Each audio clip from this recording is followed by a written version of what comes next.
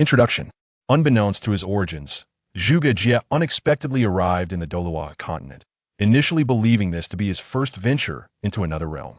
However, upon awakening his martial soul at the age of 6, the emergence of Elysia ensued. A long time no see. How do you feel? The enigmatic commands in his mind became increasingly perplexing. Termite, devour the divine script summoned the god of food, the crow of the divine feast. He might call Huang Lao the food god. 3 heads and 6 arms. Manifest your divine powers, let the universe turn and the winds and flames arise. I summon the great deity of the 3 altars, Nezha. My fate is mine to command. Not dictated by the heavens, the battle between celestial and demonic remains unresolved, and in youthful fervor, I vow to alter the heavens. I summon the demon child Nezha. The stone monkey leaps with a mighty rod. The jade heavens clear of dust. I summon the great sage equal to heaven, Sun Wukong. Disregarding kinship with the heavenly family, prideful in divine abode at Guanjing. The celestial general reveals his heroism, rescuing the living. I summon the true monarch Erlang Shen, Yang. Must the celestial commands align with their will? If you wish to harm my junior brother, first face my staff. Dare you to act against my brother's reincarnation? Do you comprehend the sharpness of my trident? Chapter 1. The Commands of the Divine. Come forth, great deity of the 3 altars. In the courtyard, a young boy clasped a spell in his hands, murmuring incantations. A gentle breeze blew, stirring a few fallen leaves, yet nothing transpired. Come forth, the 3rd prince Nezha. A few birds perched on the tree took flight, leaving behind a series of seemingly mocking chirps. Is it still not working? Zhuge Jie lamented, scratching his head in frustration, his brow furrowed. Little Jie, are you engaging in foolish antics again? At that moment, the courtyard gate swung open, and several young boys and girls entered, the foremost boy speaking first. Indeed, how could a god possibly be summoned? The girl following closely nodded in agreement. Let alone a god. Even among titled Douluos, there is scarcely a handful on the continent. Instead of daydreaming, why not to focus on self-improvement? Those who merely fantasize cannot go far. Yin, you mustn't speak of little Jie in such a manner. Yin, it's fine. I'm merely experimenting after all. There's nothing to lose, is there? Zhuge Jie chuckled, dismissively waving his hand. All right, stop with your so-called summoning attempts and come eat. This time, it's soul beast meat personally bestowed by His Holiness the Pope. Hulaina excitedly grasped Zhuge Jie's hand, leading him into the house. Sister Na, it's called the Command of the Divine. Zhuge Jie, unable to resist Hulaina, was forcibly pulled back into the house. How vexing. Once he awakens his martial soul, he must show her who truly reigns supreme. As for now, this is not cowardice, but rather a matter of sincerity. Sincerity? Xiaoyu smiled, observing the duo's retreating figures, patting Yan's shoulder before following suit. He hadn't intended to call upon Yan today, however. Fate intervened, and they fortuitously crossed paths. Their bond was strong, and Yan insisted on joining. He could hardly refuse, could he? Knowing well that attending would be uncomfortable, why insist on coming? On one side stood his friend, while on the other was his younger brother, who had grown up with him in the orphanage. To be candid, Xiaoyu leaned more towards Zhuge Jie. Yet, Yin was undeniably his friend, and some matters were better left unsaid. They would have to leave it to fate. Lena, you are a girl. Seeing the two in such close proximity, Yin hastily caught up to remind her. Who asked for your reminder? Lena retorted, her cheeks flushed, reluctantly releasing Zhuge Jie's hand. If his younger brother misinterpreted the situation, it would be troublesome. And by the way, call me Hulena. Yin was merely on friendly terms with her brother. Not with her, there was no need for such familiarity. All right, let's handle this thing first, Zhuge Jie said, poking at the soul beast Hulena had just retrieved from her storage soul guide. It was bloody and looked far from suitable for consumption. Surely, no one could be twisted enough to gnaw on something so raw and repulsive. Could they? Of course, there were exceptions in certain peculiar situations. Why should I listen to you? Yin, though not particularly large in stature, assumed a grandiose demeanor, crossing his arms and snorting dismissively. What's wrong? You want to gnaw on it? Well, upon catching Zhuge Jie's teasing gaze, Yin steeled himself. If gnawing it is what it takes, then so be it. Now, it was Zhuge Jie's turn to be bewildered. What a tough character. Am I here just to bully little Jie? Quickly, use your martial soul to start the fire. Hulena interjected, placing herself between the two and commanding with hands on her hips. All right then, Lena. Lena, I also have some soul beast meat given by His Holiness the Pope. Let's cook it together. Yin hurriedly scurried off to start the fire. This was hardly surprising despite his somewhat sycophantic demeanor. Yan's innate talent was undeniable, placing him on par with Lena and Xiaoyu. Thus, receiving such rewards was to be expected. Go ahead and toss it in, Lena instructed, opening the bag. With such a large chunk, it would certainly feed quite a few. When it came to such precious resources, the more the better. Seeing Lena accept his goodwill, Yan's eyes lit up, and he eagerly set about lighting the fire. Lena, at least be a bit nicer to Yan. Once Yan had walked away, Xiaoyu sighed and offered his advice. He bothers me all the time. The fact that I haven't beaten him up is a testament to my good temper. Lena dismissed Xiaoyu's suggestion. If he could behave normally, being friends wouldn't be out of the question, but in his current state, it's best to avoid that. At the very least, she couldn't allow little Jie to misunderstand. All right, as long as you're happy. The fire's ready, shall we start grilling? Yan's voice called from the backyard. The three exchanged glances and made their way to the rear. There, they found a makeshift grill already set up, the flames dancing merrily. The rapid ignition was thanks to Yan's martial soul, the Flame Lord. Great, let's get started, Lena said enthusiastically, rolling up her sleeves and donning gloves, eager to begin skewering the meat. In truth, a dedicated chef could certainly prepare it more deliciously, but they relished the process itself. Like the days of childhood spent in the orphanage, three individuals gathered around, clutching food procured from the wild, be it foraged or unearthed, warming themselves as they roasted their meal. Let's use this, it's more convenient, Zhuge Jie said as he retrieved 4 small knives from the kitchen, their blades glinting coldly, unmistakably sharp. Thank you, Xiao Jie. That was thoughtful, Xiaoyu nodded, accepting one of the knives. Thanks, Xiao Jie. Lena beamed as she took another, throwing Zhuge Jie a playful wink. Cheers, Yin muttered quietly. Zhuge Jie also took a knife, beginning to slice the meat from the bag. It seemed the soul beast had possessed a high rank in life, for even with the specially crafted knife, cutting through it proved somewhat challenging. Watching Lena and the others effortlessly infuse their knives with soul power to slice through the meat, Zhuge Jie couldn't help but feel a twinge of envy. His gaze inevitably drifted to a golden talisman glowing in his sea of consciousness. This was the decree of the divine, an artifact that had accompanied him since his arrival in this world, reputed to harness divine power, perhaps even allowing one to master divine techniques. Yet for him, it seemed to malfunction, rarely yielding any results. Grubworm, heed the divine script, connect with the divine food crow. Divine food Huang Lao, he my command. A flash of brilliance flickered, yet nothing transpired. Zhuge Jie shook his head in resignation, casting aside the chaotic thoughts in his mind, and focused intently on slicing the meat. Observing how the knife effortlessly parted the soul beast's flesh with merely a gentle touch, Zhuge Jie displayed an expression of surprise. He lifted the knife once more, and with another light stroke, the meat yielded easily again. Astonished, he glanced at the knife in his hand, suppressing the surge of elation within, choosing to remain discreet as he continued to skewer the meat.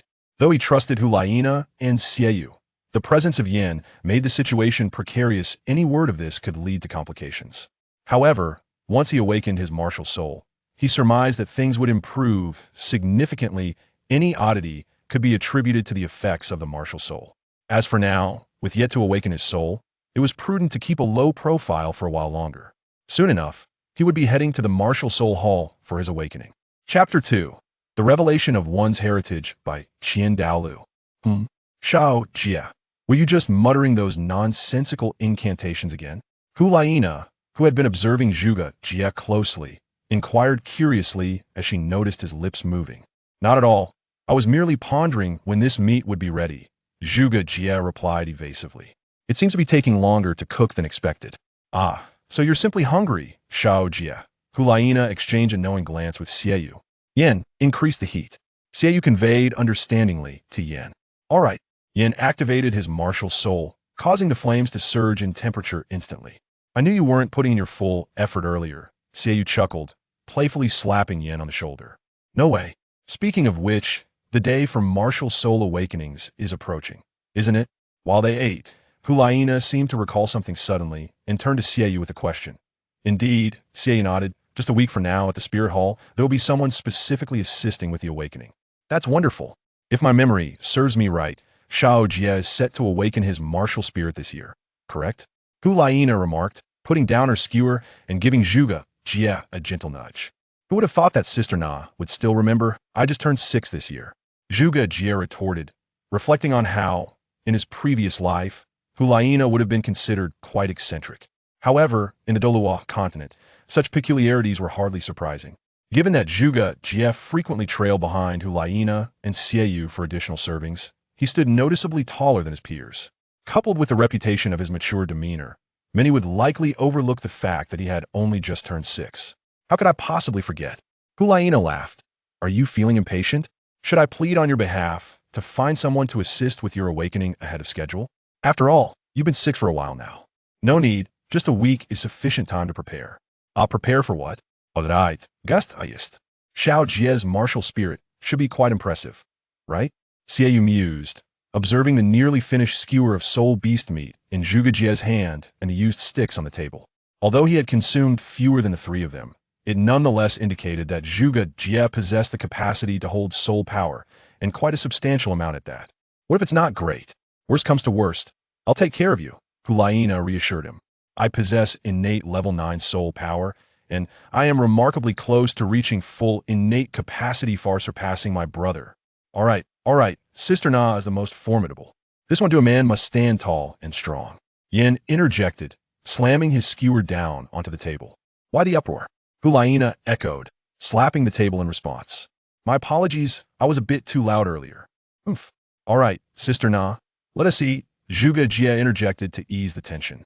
Though Yin often teased him, he wasn't entirely unpleasant previously. When Zhuge Jie sought out Elysia at the Spirit Academy, it had been Yin who helped drive away troublesome students. Yin frequently offered him gifts, many of which were quite valuable. While there was a hint of ulterior motive in trying to please Elysia, the gifts were nonetheless genuine. One cannot refuse kindness. Though Yin's tone may be a bit harsh, his words hold merit, Xiaoyu advised. If your martial spirit is commendable, Zhuge Jie, you must put in the effort. If it proves less than stellar, both Na and I will do our utmost to support you. I understand, Brother Xiaoyu, Zhuge Jie replied, feeling a touch moved. Despite lacking any blood relation with Xiaoyu and Elysia, their concern was genuine. Let's eat, there's plenty left. Yin, disliking the awkward atmosphere, prompted everyone to indulge once more. The trio fell silent, resuming their meal. After finishing, Elysia and the others took their leave, as they were not staying with Zhuge Jie, but were returning to the Spirit Academy, and the evening had grown late. Zhuge Jie gazed at the somewhat vacant house behind him, letting out a sigh. This abode was a legacy from his parents, accompanied by a token and a substantial amount of gold soul coins, which was no trivial matter. As for his parents, according to those who found him at the orphanage, it was purportedly at the behest of a certain young master that a group sought out Tang Hao, ultimately locating him in a remote area. The outcome, of course, was all too apparent. His parents sacrificed themselves to protect that young master, resulting in only 2 titled Douluos returning with him. Aside from those 2, his father was the highest-ranking soul master, boasting an impressive level of 89 in the assault system, while his mother was not far behind, being an 83-level control system soul master. At that time, Zhuge Jie seemed to have been under some form of control, miraculously escaping from the Spirit City, only to unwittingly fall into the clutches of an evil soul master. This malevolent figure appeared to seek vengeance against his parents, causing him to lose his memory. Albeit only of this lifetime, he even believed he had merely traversed worlds. After being rescued by the enforcers of the Spirit Hall, he remained oblivious to everything, eventually being sent to the orphanage. This is precisely why Zhuge Jie never worried about the quality of his martial soul, unless fate conspired against him, transforming him into a wretched being akin to a master.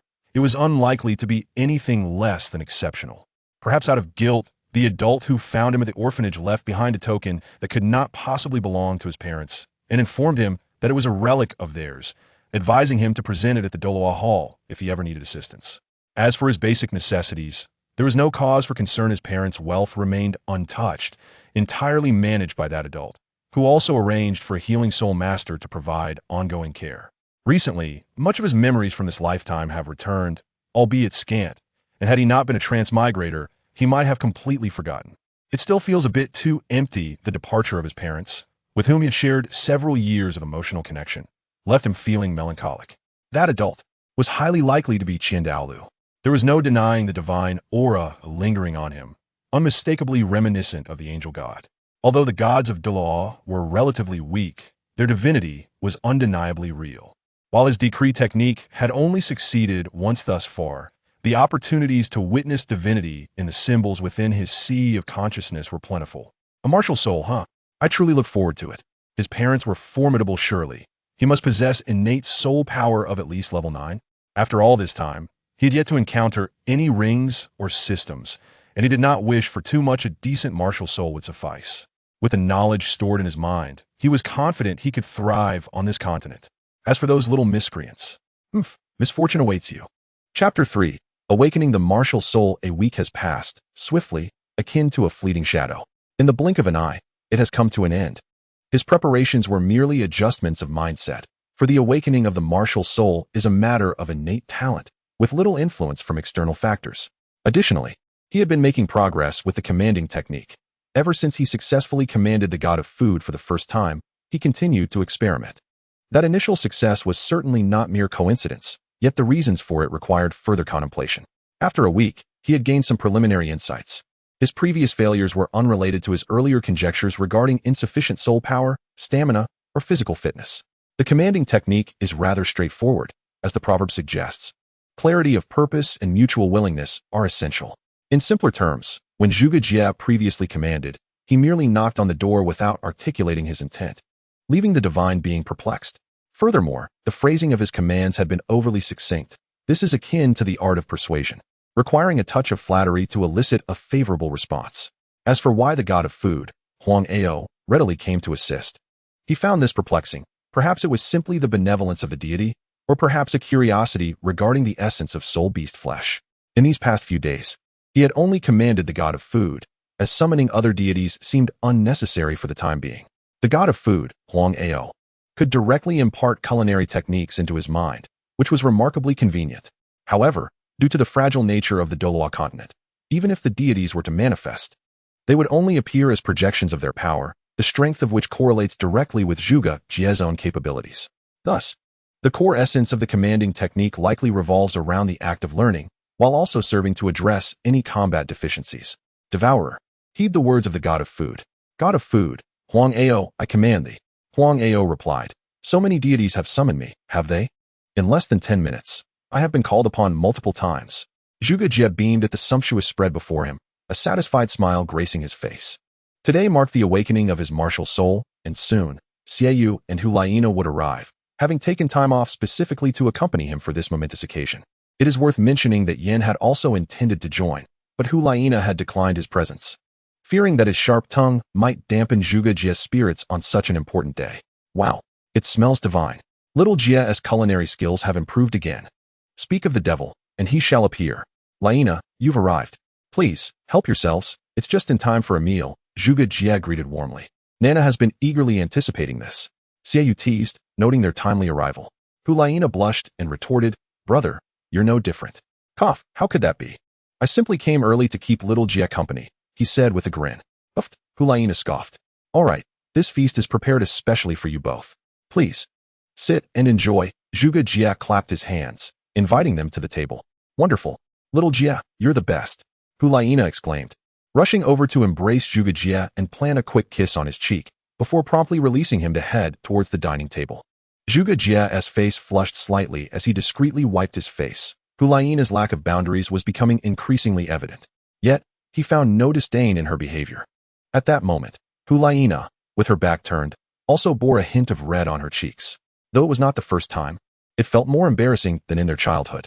Xiaoyu, pretending not to notice, strode directly towards the dining table. It seemed wise not to summon Bai Yin today, otherwise, this scene would have likely caused an immediate demise for the onlooker. Since neither sibling spoke up, Zhuge Jie chose not to be overly formal and confidently approached the table. Xiao Jie's culinary skills had indeed improved remarkably. Xiaoyu could not help but praise him once more, having expressed this sentiment countless times over the past few days. Brother Xiaoyu, you flatter me. It's merely practice, a fleeting inspiration, Zhuge Jie modestly replied. I wonder if Xiao Jie might be a food-type soul master, or perhaps his martial spirit is a kitchen utensil. How else could he cook so deliciously? Hulaina remarked as she savored her meal, her elegant demeanor contrasting with the visible decline of food in her bowl. Please refrain from such thoughts. I aspire to become a battle soul master and shine in my own right. Apologies, it's my fault. Zhuge Jie will surely awaken a satisfactory martial spirit. Elysia clasped her hands together, reiterating her encouragement. It's nothing. Zhuge Jie, should you become a battle soul master in the future, never entertain thoughts of risking your safety for the sake of glory. Xiaoyu said sternly. Understood. Don't worry, sister, I will protect you well. Elysia reassured Zhuge Jie, patting his shoulder. You, a control type, protecting me, a future assault type? Haha, and you haven't even awakened your martial spirit yet. Are you nervous? Zhuge Jie? Elysia quietly inquired, standing beside him. Sister Na, this is the 13th time you've asked me. It seems you are even more anxious than I am. Zhuge Jie replied, amused. Indeed. Look at brother, he is so composed. Na, you have much to learn, Xiaoyu added. You're lying. Your hands are clearly shaking. Elysia retorted loudly. Noticing the gazes directed at her, Elysia shrank her neck and hid behind Xiaoyu and Zhuge Jie. Zhuge Jie mused to himself about how Elysia had changed. She was no longer the enchanting older sister he once admired. Oh, Elysia hasn't matured to the extent depicted in the original text. Well, that's alright. Whether it's a peach or a soup dumpling, there's no rush. Zhuge Jie thought, as his mind wandered further astray. Just then, the commanding voice of the soul sage responsible for the awakening cut through his thoughts. However, Zhuge Jie paid little attention. After all, Elysia and Xiaoyu had whispered in his ears countless times, providing far more detail than the soul sage. Soon, the soul sage concluded, and the line began to move forward slowly until it was Zhuge Jie's turn. The soul sage cast a glance at Elysia and Xiaoyu, allowing them to remain by his side, unlike the other parents who were ushered away. Directing Zhuge Jie to stand in the center of the awakening stone, the soul sage began to infuse his soul energy. What's wrong? Elysia asked anxiously upon seeing the soul sage's expression. There is nothing to worry about, please rest assured. As he spoke, the soul saint intensified his soul power output. At that moment, an elderly man appeared beside the soul saint, beginning to infuse soul power into the awakening stone. Who are you? Please step back. Understood. Qian Daolu gazed at Zhuge Jie's face for a while. A flicker of guilt passed through his eyes, followed by anticipation. Fortunately, nothing unexpected occurred. After all, it was merely guidance, requiring little soul power. As they watched Zhuge Jie begin to emanate light, the crowd was somewhat astonished. This commotion was rather peculiar. Chapter 4 Elysia. Soon, the entire sky was painted in shades of pink and purple. Though it was daytime, the heavens sparkled with stars. Qian Daolu observed his surroundings in surprise.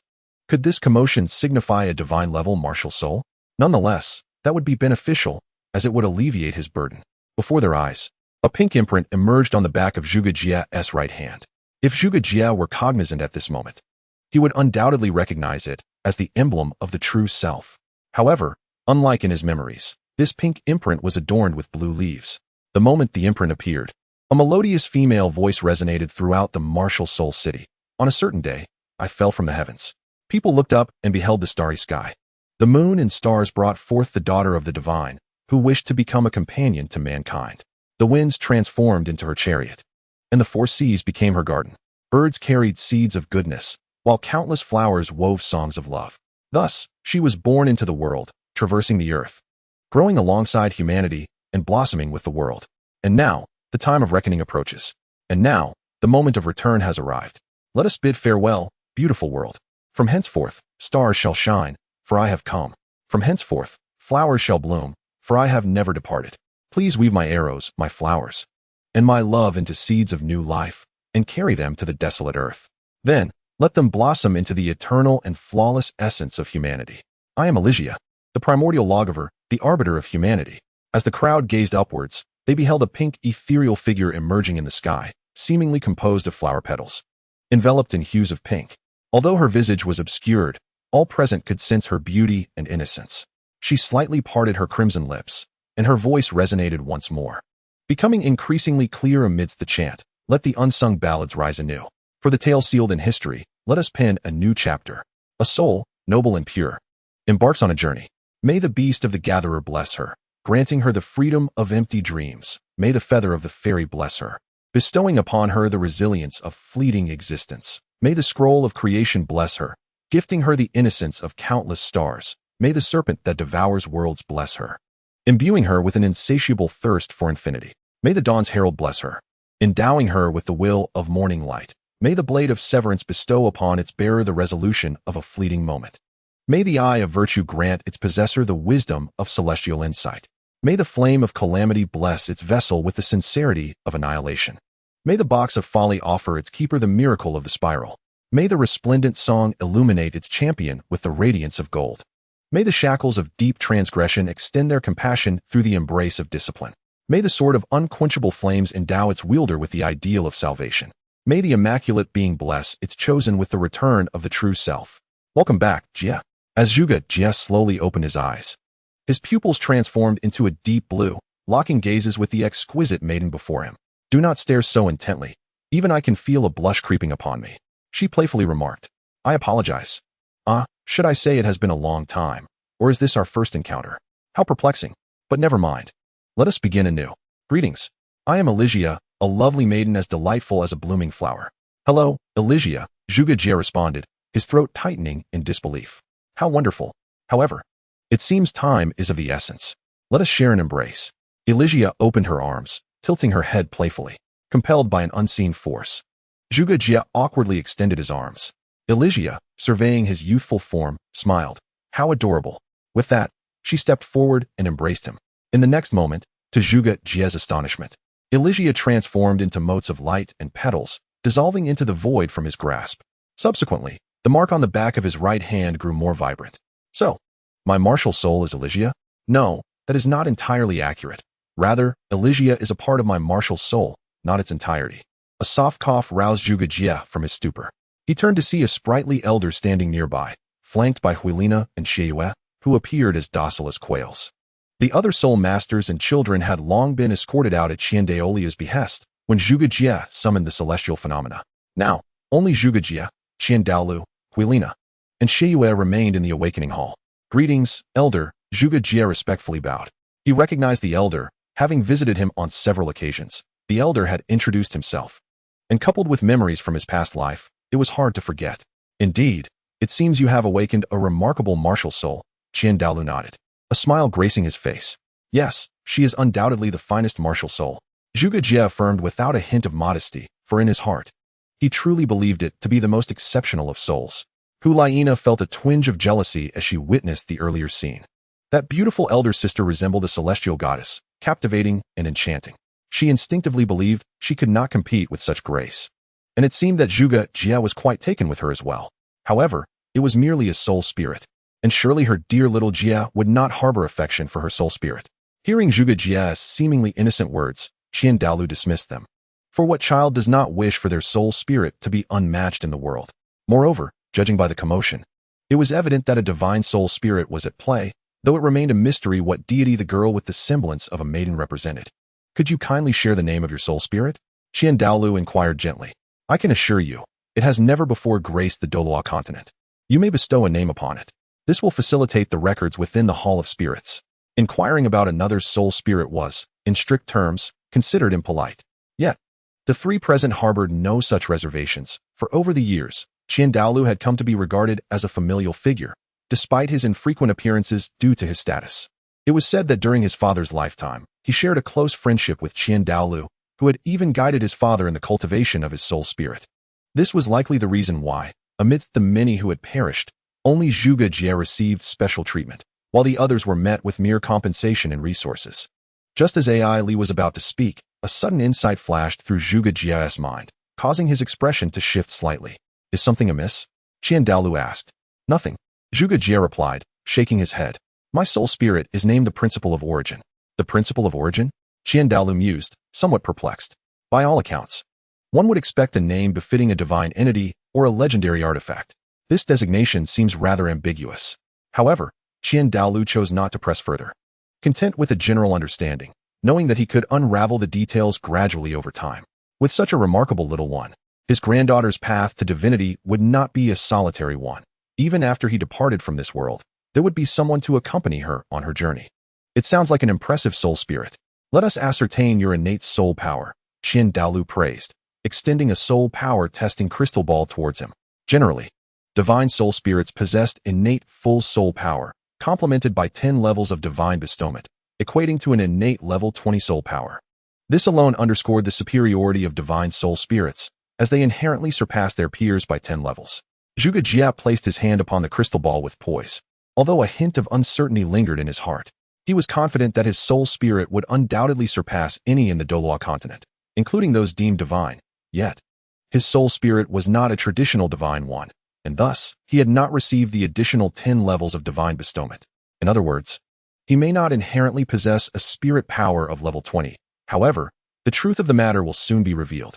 The crystal ball gradually illuminated, as Elysia and Xiaoyu transitioned from tension to relief, then to astonishment, followed by joy, and ultimately to a state of stupor. The radiance of the crystal ball steadily ascended from a baseline of 0 to a remarkable level 20.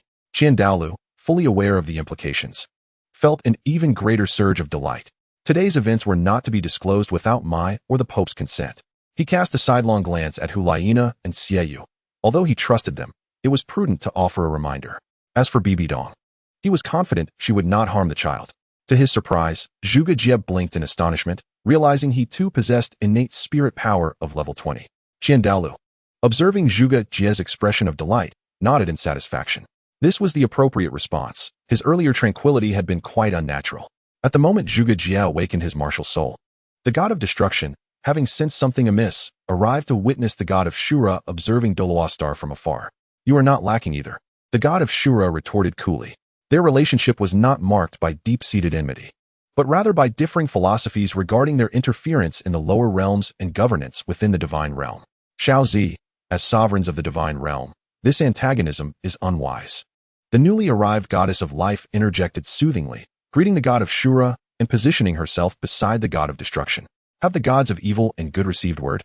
They should be arriving as well, the goddess of life responded, her voice as gentle as a refreshing breeze. Recently, they had been exceedingly busy in search of suitable successors, which might have delayed their arrival. Following her words, a flicker of envy crossed the eyes of the god of Shura, god of destruction, and goddess of life. Though they appeared to be esteemed sovereigns, they were, in truth, prisoners of the divine realm. Only by finding successors could they liberate themselves and attain freedom. However, it was essential for them to select a successor fitting of their stature, as their divine positions were of utmost importance, and suitable candidates were exceedingly rare. Yet, compared to the god of destruction and the goddess of life, the god of Shura harbored an imperceptible determination amidst his envy. Just then, the gods of evil and good arrived. Goodness, congratulations to you both. Upon the arrival of the god of goodness, the goddess of life seized her hand in congratulations. As the only two female deities among the sovereigns, their relationship was naturally amiable. Neither possessed a malevolent disposition. In fact, one could say they had cultivated a fine friendship over the years.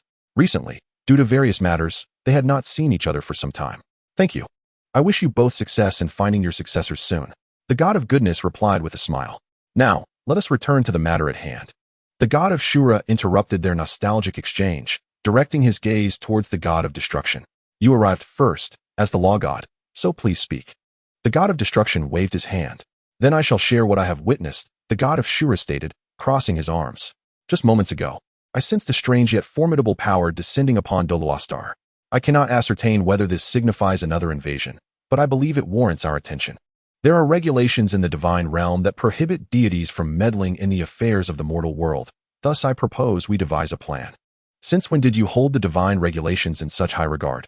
The god of destruction interjected mockingly. The god of Shura's interference in the mortal realm had reached an audacious level, yet due to the status of the parties involved, such matters remained unspoken. The god of Shura disregarded the jibe from the god of destruction. He could not refute it, but as the law god, who would dare to challenge him? Only the god of destruction would occasionally take the liberty to provoke him. However, such days may soon dwindle, for he had recently taken an interest in a promising youth, coincidentally located on Douluo Star. Suddenly, a pang of anxiety struck the god of Shura. Damn it, what if my plans are thwarted? He admitted to himself that he had indeed exploited his powers to uncover this successor. If that were lost, it might take an eternity to find another, or worse. He would have to endure the god of destruction's barbs once more. Though he did not particularly relish his current lifestyle, he had no desire to flee immediately. The dualities of life and destruction, goodness and malevolence, were embodied by the divine kings, making his solitary existence feel rather poignant. Nonetheless, I concur with your assessment. While that power poses no immediate threat, it is an unstable factor that necessitates temporary containment. I agree. We could make an exception to intervene in the affairs of Douluo Star. The god of evil nodded in agreement. The goddess of life and the goddess of goodness remained silent, as the god of destruction and the god of evil effectively served as their voices. And they would unconditionally support one another. Given this, how shall we intervene? Shall we directly descend and confront them? The god of evil inquired, furrowing his brow. That might not be prudent. There is no need for a personal descent. We can issue a directive to the sea god, the angel god, and other deities with vested interests in Douluo Star, urging their followers to remain vigilant. The god of destruction suggested. Why not attempt to communicate with them directly? Perhaps they are amenable to dialogue, the goddess of life proposed. Let us abandon that notion. Given their unpredictable nature, obliteration is the most prudent course of action. The god of Shura replied, narrowing his eyes. I did not quite catch that. Did you just mention erasure? Chapter 6. The great sage monkeys first stuns the gods who goes there. The god of Shura exclaimed, scanning the surroundings warily. With a wave of his hand, the Shura sword materialized in his grasp. The god of destruction, the god of evil, and the others quickly drew their weapons, ever ready for battle. The mere thought of an enemy approaching undetected was enough to instill fear within them. Little deities, open your eyes wide, and behold who I am. As I spoke, a golden strand of monkey hair slipped from the void, appearing ethereal, as if it did not belong to this world. Is this mere hair? The goddess of life sensed the potent life force contained within and exclaimed, such vigor, how formidable. A keen eye, little girl, a voice echoed again. As the monkey hair transformed into a towering figure, exuding majesty and authority. With a mouth like thunder and eyes ablaze, his gaunt face bore a pronounced forehead, adorned with a phoenix-winged golden crown, clad in a golden chainmail, and donning cloud-walking shoes woven from lotus silk. I am the monkey king of the water curtain cave on Flower and Fruit Mountain, the great sage equal to heaven, Sun Wukong. Little deities, do you know the name of your grandfather's son? The Azura god and others hastily rummaged through their memories, only to realize they knew nothing of him. You insolent monkey. I have roamed the divine realm for millennia and have never heard of your title. The Azura god shouted. Oh, insolence! You wish to lay hands on my little disciple's reincarnation while expecting respect from me? You must first inquire if my golden staff consents. With that, Sun Wukong brandished his staff, which instantly expanded, striking towards the Azura god's forehead. Alarmed by the immense power, the Azura god dared not delay, immediately channeling divine strength to defend himself. With a resounding shatter, the Azura god was sent hurtling back into the divine realm, his sword splintering into fragments that drifted through the cosmos. Observing the shards, Sun Wukong seemed to have an epiphany. He beckoned with a finger, and the fragments flew into his possession. To the nearby children, he remarked, since you harbor no ill intent towards my little disciple, I grant you a choice. Either withstand the full force of my strike, and if you endure, I shall not interfere, or return to your lair and retract your claws. The god of destruction and the god of evil exchanged glances, silently agreeing to join forces. Ah, a true warrior. Then taste my staff. As the saying goes, the stone monkey rises with a mighty stick, striking the heavens and overturning the jade realm. The golden staff, bearing the weight of 1,000 pounds, surged forth, and the two gods could not even momentarily impede its advance. Soon, amidst the gasps of the goddess of life and the god of kindness, they followed in the Azura god's wake, bouncing back to the divine realm like a ball. I seldom strike women. Will you return on your own? Or shall I escort you back? Sun Wukong rested the staff on his shoulder, addressing the goddess of life and the god of kindness. They exchanged glances and, with a bow, retreated to the divine realm. Speaking of which, what did that little boy Nezha say to me? Sun Wukong scratched his head, contemplating the departing figures of the two deities. Ah yes, strike down the drowning dog, let them know their place. With a clap to the back of his head, he appeared to have a sudden revelation. Heed my words, O guardians of the fur, dare not to provoke my dear disciple. In that moment, Sun Wukong gripped the golden staff with both hands, his form suddenly magnifying to a scale beyond comprehension, the rod in his grasp expanding in equal measure. Yet, it was insufficient. Grow, larger, enormous. The magical staff began to swell and stretch until one end was firmly clasped by Sun Wukong's colossal hand, while the other reached a size rivaling that of the divine realm itself. Behold, O guardians, witness the prowess of your venerable son. Alarm bells rang out, quickly. Activate the divine central command, summon the gods, unite in defense. The 5 great divine kings promptly issued commands, uniting in an unprecedented alliance to collectively withstand the impending might of the strike. As if granting them a moment to brace themselves, the impact descended slowly, landing precisely upon the divine shield as it formed. In an instant, numerous ordinary secondary gods were thrown into disarray, bleeding from their orifices, let alone the regular secondary gods and divine officials. The primary gods fared little better, feeling a surge of oppressive energy in their chests, as if blood could erupt from their mouths at any moment. The expressions of the 5 great divine kings darkened. They had merely sought to investigate a disturbance, only to unleash such calamity. The god of destruction cast a dissatisfied glance at the god of Azura, yet refrained from uttering a word. For confronting the external threat took precedence.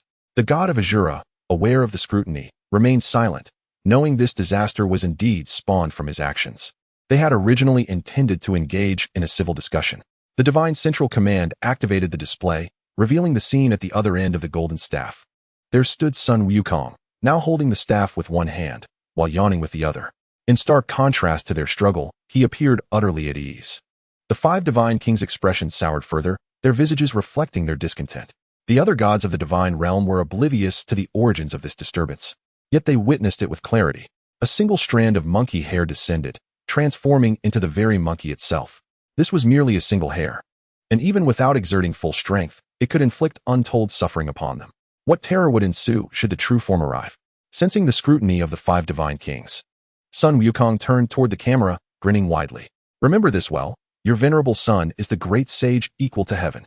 With that proclamation, he forcefully pressed down, shattering the divine shield. All secondary gods and those of lesser standing, save for the 5 divine kings, were rendered unconscious by the residual shockwaves. Even the primary gods found themselves bleeding, their divine forms gravely wounded. The 5 divine kings, as the primary defenders, also spat blood, their vitality waning. In the next moment, the golden staff was retracted, revealing a figure that struck terror into their hearts. Having endured sufficient tribulation, they must now understand. Do not engage in actions that are unwise. And should you choose to act, consider whether you can withstand the might of my staff.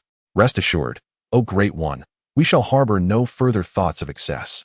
Assured the goddess of life, the least injured among the 5 divine kings, as she stepped forward to offer her guarantee. I, the old son, am not the kind of person who meddles in others' affairs. Listen well, as long as my junior disciple remains unharmed, you may do as you please. I shall not interfere. However, should any harm befall my junior because of you, there will be no need for that 3-eyed one to intervene. I alone can lay waste to your pitiful domain. Chapter 7. Journey to the Douluo Palace. Once Sun Wukong vanished from sight, the god of destruction and the god of Azura exchanged glances, their eyes betraying their astonishment. They had long understood the concept that there are always greater powers beyond their own, yet witnessing such formidable strength was unprecedented. Even if it were merely a manifestation, its power was beyond their reach. Even the dragon god in his prime would likely find himself at a loss when faced with such might. No, they could assert with certainty that even the dragon god would merely endure a beating in the presence of such an entity. The disparity in strength was insurmountable. Akin to the difference between the gods and the lower realms they governed, the contrast was as stark as that between a firefly and the blazing sun. So, what shall we do? Is this truly our fate? After a moment, the evil god broke the silence among the 5 great kings. It seems we have no choice. The god of destruction sighed, acknowledging the chasm between their powers. They dared not even entertain thoughts of rebellion. If they were solitary, they might fearlessly confront danger. But they were not. Despite their individual aspirations, their genuine affection for the divine realm was undeniable. Should they provoke the other side, resulting in the obliteration of their realm, they would have nowhere to lament their fate. The god of Azura remained silent, his expression dark as coal. In this battle, his losses were the most severe. Not only was he grievously wounded, but his ultimate artifact, the Azura sword, had been shattered by a single strike. That was an artifact of unparalleled power. There were hardly any like it in the entire divine realm. With that weapon, he would have been indisputably the strongest in the divine realm, unafraid even of the combined might of the god of destruction and the goddess of life. But now, without the Azura sword, even the god of destruction wielding an ultimate artifact could easily overpower him in a one-on-one confrontation. Originally, he had entertained thoughts of that power, yet now he could only swallow his grievances. His influence within the divine realm would undoubtedly wane, and opposing the god of destruction's ideology would likely place him at a disadvantage. Meanwhile, the Douluo star seemed to resonate in unison, as all 5 divine kings simultaneously turned their gazes toward it. Regardless of the happenings in the divine realm, Zhuge Jie on the Douluo Continent remained oblivious. At this moment, he was patiently listening to Qian Daolu impart various cautions. For instance, he must not casually reveal his martial soul abilities, nor disclose that he possessed a god-level martial soul. These were things Zhuge Jie was already aware of. However, it was evident that Qian Daolu was genuinely concerned for him. Zhuge Jie felt it impolite to dismiss the kindness and thus endured to listen attentively, pondering the possibility of missing some vital information. After all, in his memories, even combining 2 lifetimes, he had never lived as long as Qian Douluo. Child, do you remember everything? After an extensive 2-hour discourse, during which Elysia and Xiaoyu exchanged weary glances, Qian Douluo finally ceased his rambling. Yes, I have noted it all down. Thank you for your concern, Grandpa Qian. Zhuge Jie replied obediently. The figure before him could be regarded as one of the most influential individuals on the Douluo Continent, and he knew he must cling tightly to this opportunity. What harm is there in feigning youth? In the presence of Qian Douluo, even at his previous age, he could only be seen as a child. Haha, what a good child! Qian Douluo exclaimed with delight.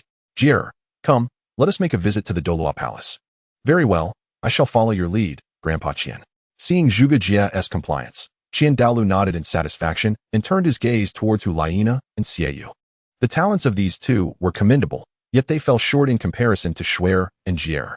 Nevertheless, being the future of the Spirit Hall, they had certainly caught Qian Douluo's attention.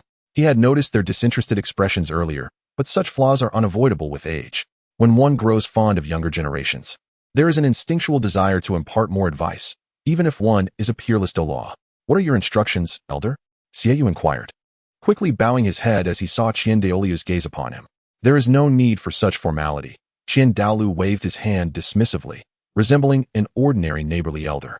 I merely wish for you to convey a message.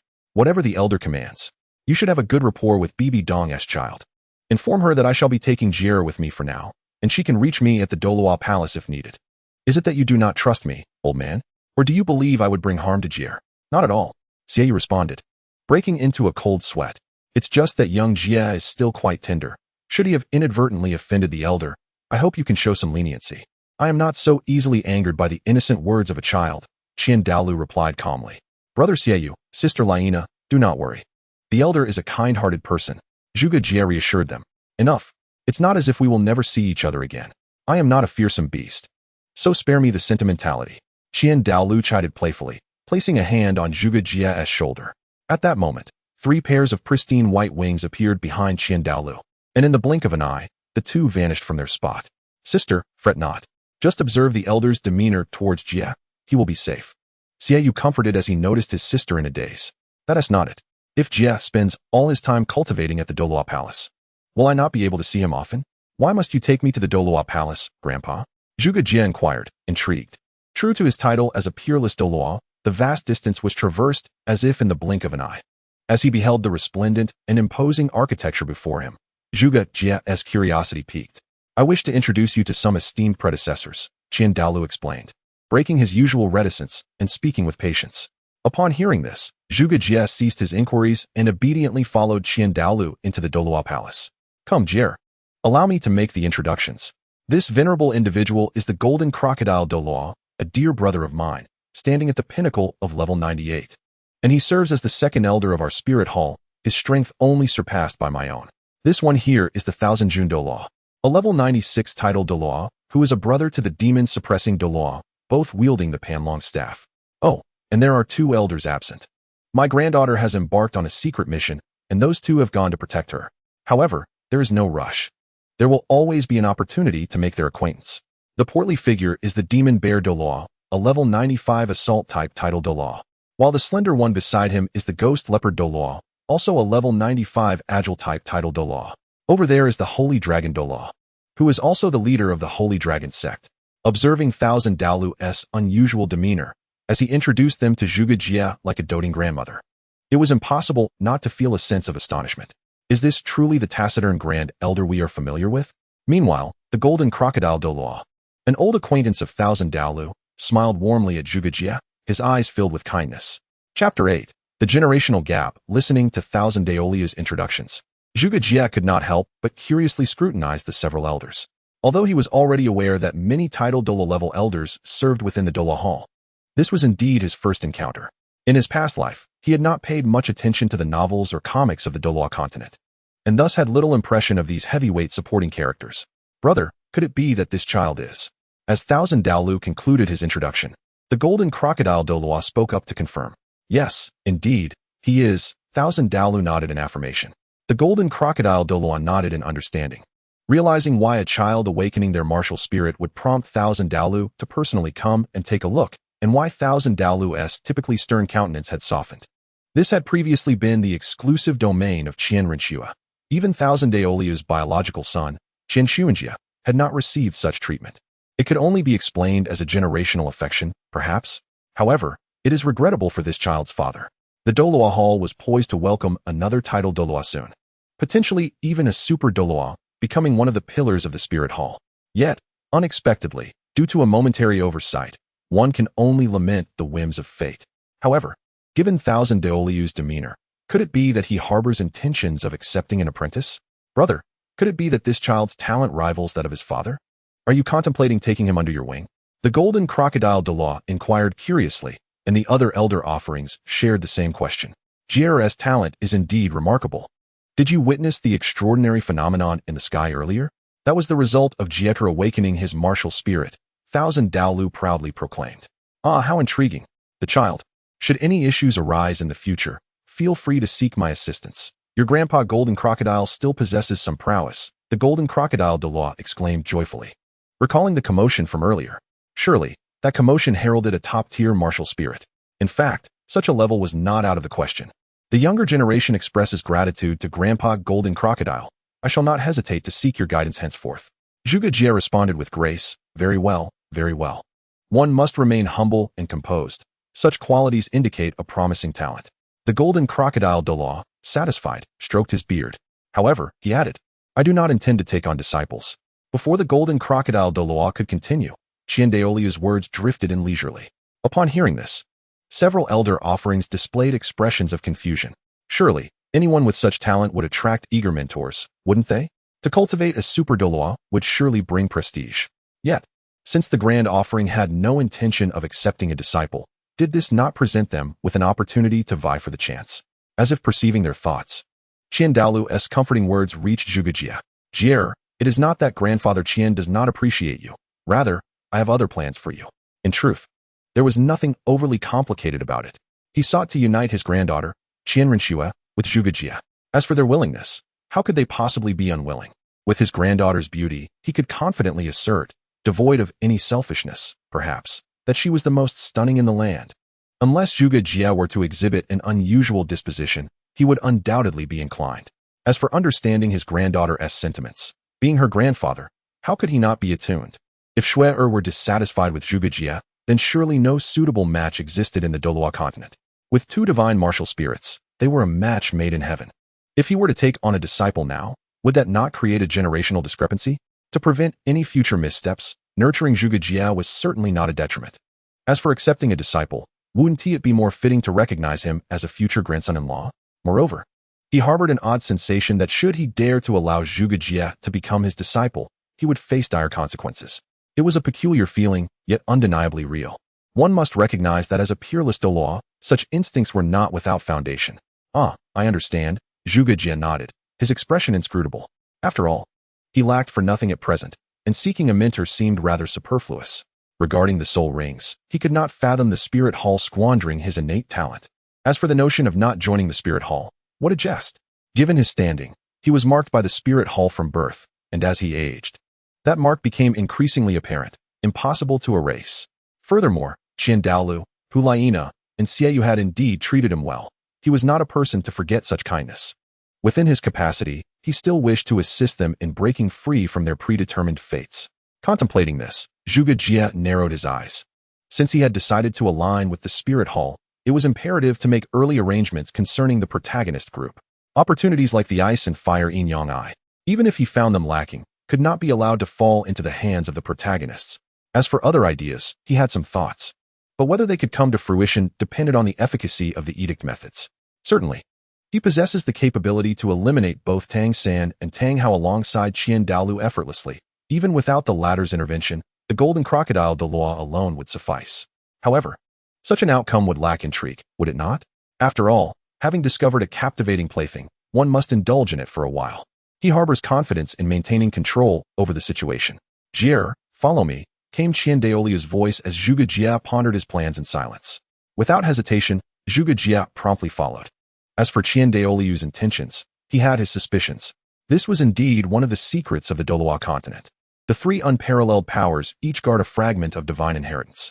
The mightiest in the heavens, Qian Daolu, watches over the angel god's legacy. The strongest of the seas, Poseidon, safeguards the sea god's heritage, and the most formidable on land, Tang Chun, protects the Azura god's legacy, albeit under duress in a body that has been seized. Nevertheless, it was unlikely that Qian Daolu would permit him to approach the angel god's ninth trial, for that already belonged to Qian Rinxue.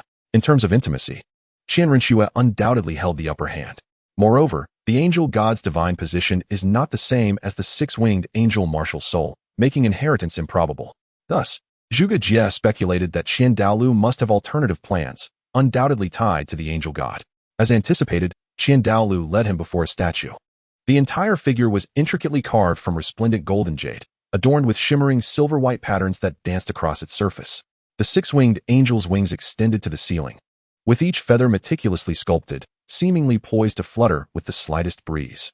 The statue bore a solemn visage, with a diamond-shaped blue gem embedded between its brows, and its eyes crafted from two translucent amber crystals, radiating a piercing gaze that surveyed all beings below.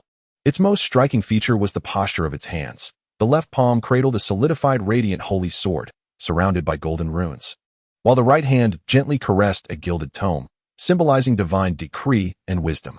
Enveloped in a halo of 9 concentric rings, each layer interwove different hues of divine power, transitioning from pure white at the base to gilded brilliance at the apex, exuding an awe-inspiring pressure. Chapter 9. The Guardian's eighth trial. Qian Daolu respectfully bowed before the angel statue, and then guided Zhuge Jie to stand directly in front of it. Grandfather Qian, what is this?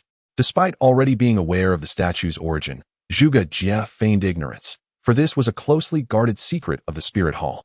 Even the current Pope, Bibi Dan, likely knew little of it.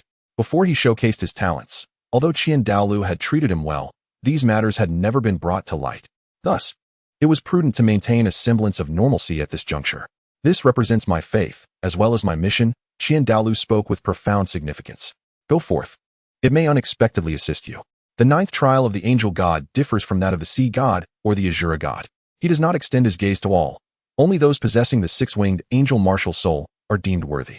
Although Zhuge Jie does not possess the six-winged angel martial soul, he is still one of the 2 divine martial souls of godly caliber that Qian Daolu has encountered in his lifetime, aside from the six-winged angel. Perhaps there is a chance. Even if he does not attain an 8-level assessment like that individual, obtaining even a 5-level assessment could exponentially enhance Zhuge Jie's growth. Zhuge Jie nodded in agreement and turned his attention to the divine statue. He harbored no fear that the deity of the divine realm would see through his secrets. After all, Zhuge Jie surmised that these pseudo-deities, when confronted with true gods, would find themselves utterly powerless, at least overwhelmed. Whether it be by the decree's authority or his beloved Ely, the opposing entity would likely only perceive superficial aspects. In the divine realm, the angel god was recuperating within her temple when she sensed the call from her descendant. Initially, she had no intention to respond, merely casting a fleeting glance through the divine statue. However, that mere glance nearly caused her jaw to drop. The divine aura emanating from him was familiar to her. Indeed, to all the deities within the divine realm. Not long ago, a monkey, or rather, a manifestation of a monkey, had single-handedly brought their entire divine realm to its knees, leaving them utterly defenseless. As one of the original deities of the divine realm, a first-level god, and a principal force in that battle, the lingering divine aura still sent shivers down the angel god's spine, chilling her back. Subsequently, the goddess of life sought her out regarding this matter. They speculated that the being protected by the monkey deity, who referred to himself as Old Sun, was likely situated on the Douluo Continent. Being associated with someone of such caliber suggested that their innate talent would be exceptional and, most likely, they would encounter the divine assessment on the Douluo Continent. Consequently, the 5 divine kings sought out the deities who had previously conducted divine assessments on the Douluo Continent, emphasizing that if they encountered this individual, they must not provoke them under any circumstances. Even if the other party were to destroy their divine assessment or shatter their statue, they must endure. Otherwise, they risked incurring a formidable wrath, leading to far graver losses than mere statues or assessments. As for the focus on the other party, they found themselves unable to directly engage with that sun deity and could only seek to win favor with the individual under his protection. Is there no response? Qian Daolu murmured, revealing no signs of disappointment. He had long prepared himself mentally, aware that throughout the ages, all who had undergone the angel god's assessment had invariably possessed the 6-winged angel martial soul. He merely wished to test the waters, harboring little hope. Child, let us depart. Do not worry. This is not a test, merely a blessing for you, Douluo gently reassured, choosing not to disclose the truth to Zhuge Jie. However, Zhuge Jie had already grasped the reality. It seemed the other party held him in low regard. Nonetheless, Zhuge Jie shared a similar sentiment with Douluo, believing that the angel god was simply being somewhat stingy, unwilling to allow anyone outside her lineage to inherit her legacy. In a mere moment of distraction, the angelic deity regained focus only to witness the guardian he had chosen preparing to take Zhuge Jie away. Without a moment's hesitation, he promptly conveyed a message to Douluo through the divine statue. Douluo's eyes widened in astonishment as he sensed a familiar aura, a sensation he had experienced thrice before, when he became the guardian during the angelic examination. When Rushua accepted the test and was selected as the heir, and now once more. This was his faith. How could he not be moved? Douluo, I shall obey the divine command. Zhuge Jie, bewildered, watched as Douluo suddenly halted, tears streaming down his face, before turning to pay his respects to the statue. Was he stimulated by something? Or was it merely the weight of age that rendered him sentimental? Jie, wait here for a moment. No matter what transpires, do not be startled. This shall not bode ill for you. Before Zhuge Jie could respond, Douluo crouched down to offer his reassurances. Realization dawned upon Zhuge Jie. There must be a response from the angelic deity. I understand. He nodded and returned to stand before the divine statue. In the next instant, a miraculous occurrence unfolded. The statue began to radiate golden light, ethereal white feathers cascading from above, transforming the statue into a living embodiment of the angelic deity. Douluo's expression shifted dramatically, displaying even greater excitement than Zhuge Jie, yet he remained silent, striving to minimize his presence as if reluctant to disturb his divine being. Suddenly, Zhuge Jie felt a wave of drowsiness wash over him, an urge to close his eyes. Within his consciousness, the talisman inscribed with the decree's formula vibrated slightly. Sensing no malice from this force, it returned to tranquility as though nothing had transpired. Observing Zhuge Jie shutting his eyes, Douluo felt a flicker of joy. This was a sign of stability. Upon returning, he would indulge in a celebratory drink with his old comrades. Zhuge Jie glanced around, pondering where this place could be, a realm of pests. Meanwhile, on the other side, the food deity Huang Ao, prepared to project her power, observed a portal that briefly opened and then closed, leaving her puzzled. Just as Zhuge Jie contemplated attempting to invoke the decree's formula, a strikingly graceful woman approached him. Adorned in a golden, slit gown and embellished with crystal ornaments at her neck and arms, she exuded regality. With arm and leg armor and wielding a holy sword of the angels, she embodied the spirit of a warrior goddess. What is your name? I am Zhuge Jie, a junior, honored to meet the esteemed angelic deity, he replied, bowing respectfully, neither overly humble nor arrogant. You are commendable, the angelic deity responded, her lips parting as if to say more, but instead, she waved her hand, sending a beam of golden light directly toward Zhuge Jie's brow. Chapter 10. The goddess of life. Zhuge Jie did not shy away. Rather, he found himself incapable of evading the movements of the angelic deity. However, he sensed no malice from her, nor was there any reason for her to suddenly act against him. A radiant golden light enveloped his brow, forming a mark of the angelic deity. Outside of the realm of consciousness, Douluo gazed at the emblem that had appeared on Zhuge Jie's forehead, his expression transforming to one of astonishment. He was intimately familiar with this mark. It symbolized the guardian's 8 trials of the angelic deity. He had once possessed it. And now, a significant portion of his strength, 40%, to be precise, stemmed from this divine trial. It appeared that the angelic deity had acknowledged Jie, which brought Douluo a sense of relief. Although his granddaughter had already been confirmed as the heir of the angelic deity, an additional source of support was always welcome. It signified a continuation of his legacy. Yet, in the next moment, an unforeseen event transpired. The mark of the guardian's 8 trials on Zhuge Jie's brow abruptly vanished, replaced by an emblem resembling a pink crystal flower. What could this possibly mean? Douluo's face was a mask of shock. He had seen this mark before.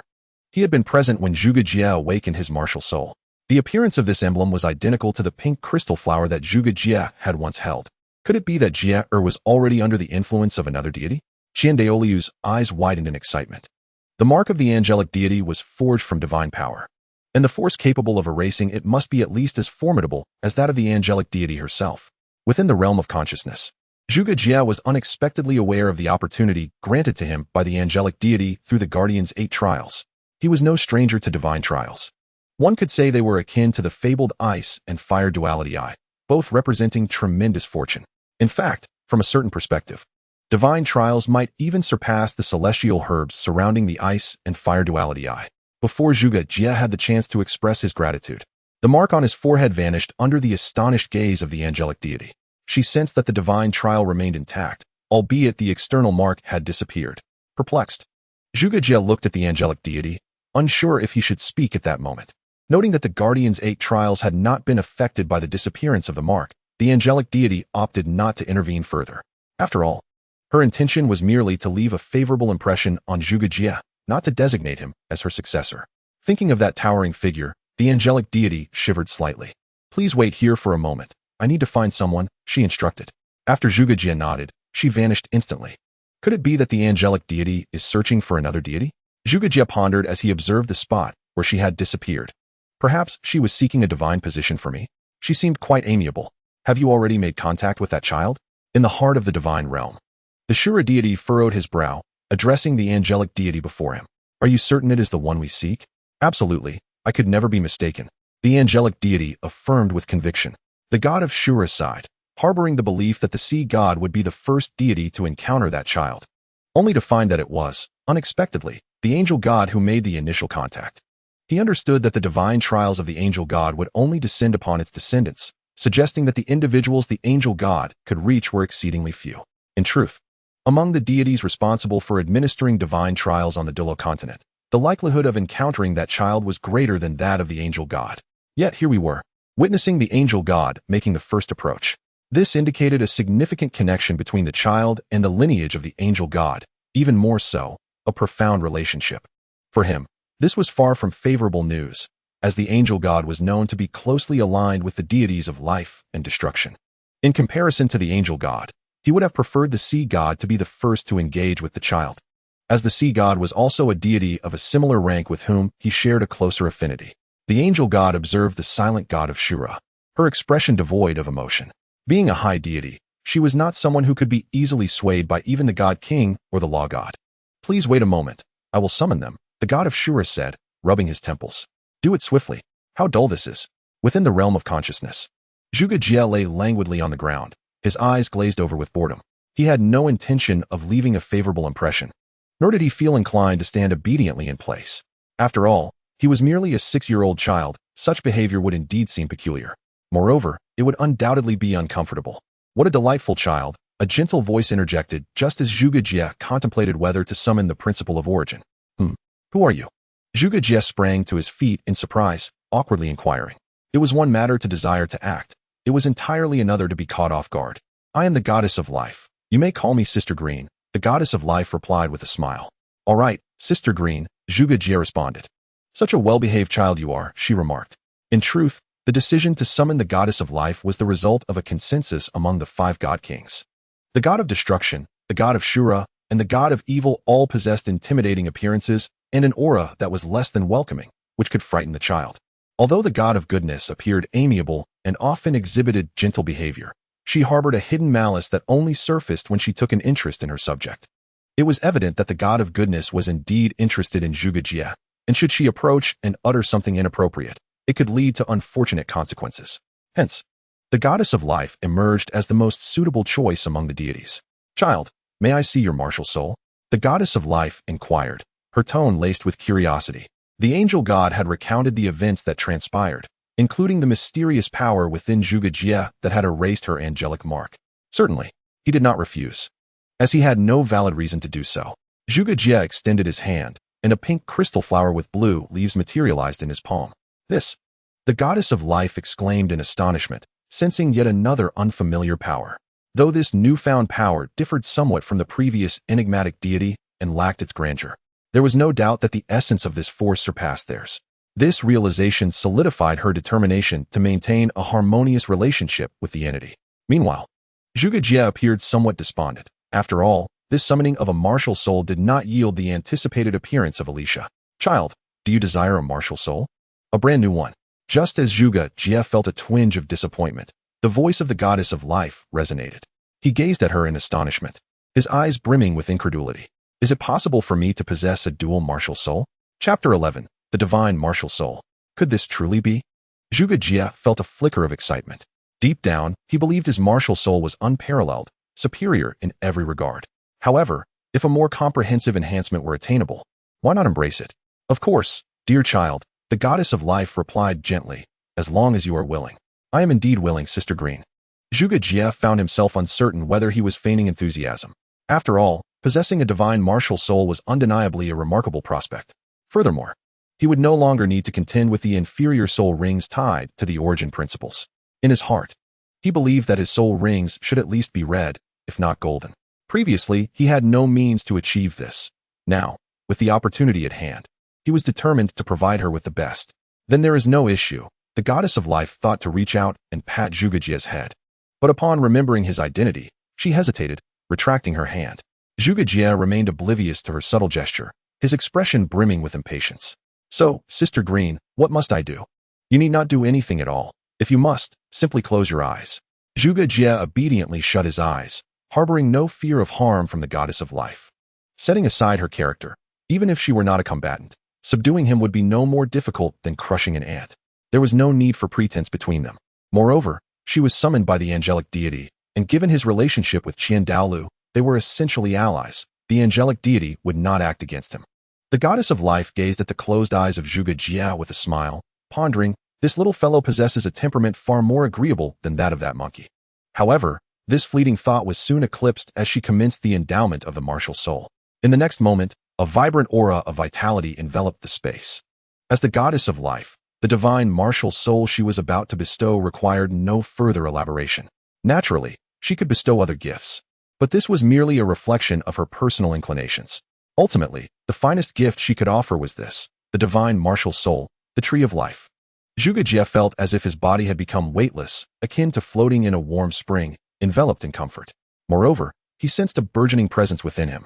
Moreover, the decree's protocol was remarkably devoid of action, allowing these transformations to transpire freely. As the endowment progressed, the goddess of life found herself astonished by the seemingly effortless nature of the process. Bestowing a soul spirit upon an individual is no trivial matter. It involves numerous considerations such as compatibility and endurance. Any slight misalignment would render the bestowal agonizingly painful, exponentially increasing the difficulty of integration.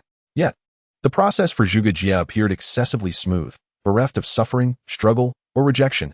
Everything unfolded as if destined. This child might indeed spark a glimmer of hope in the goddess's eyes, leading her to contemplate a new possibility. In many respects, her divine position is one of the most challenging to pass on. Both her rank and uniqueness render the search for a successor quite arduous. She longed to accompany her little purple companion to explore the world beyond, yet the absence of a suitable heir confined her to the realm of deities. Over countless millennia, the god of destruction had discovered several promising candidates across various planes. Though perhaps not quite up to his own caliber, they were certainly adequate as heirs. However, the lack of a chosen successor had prevented any decisive action. Now, she might have found a suitable inheritor.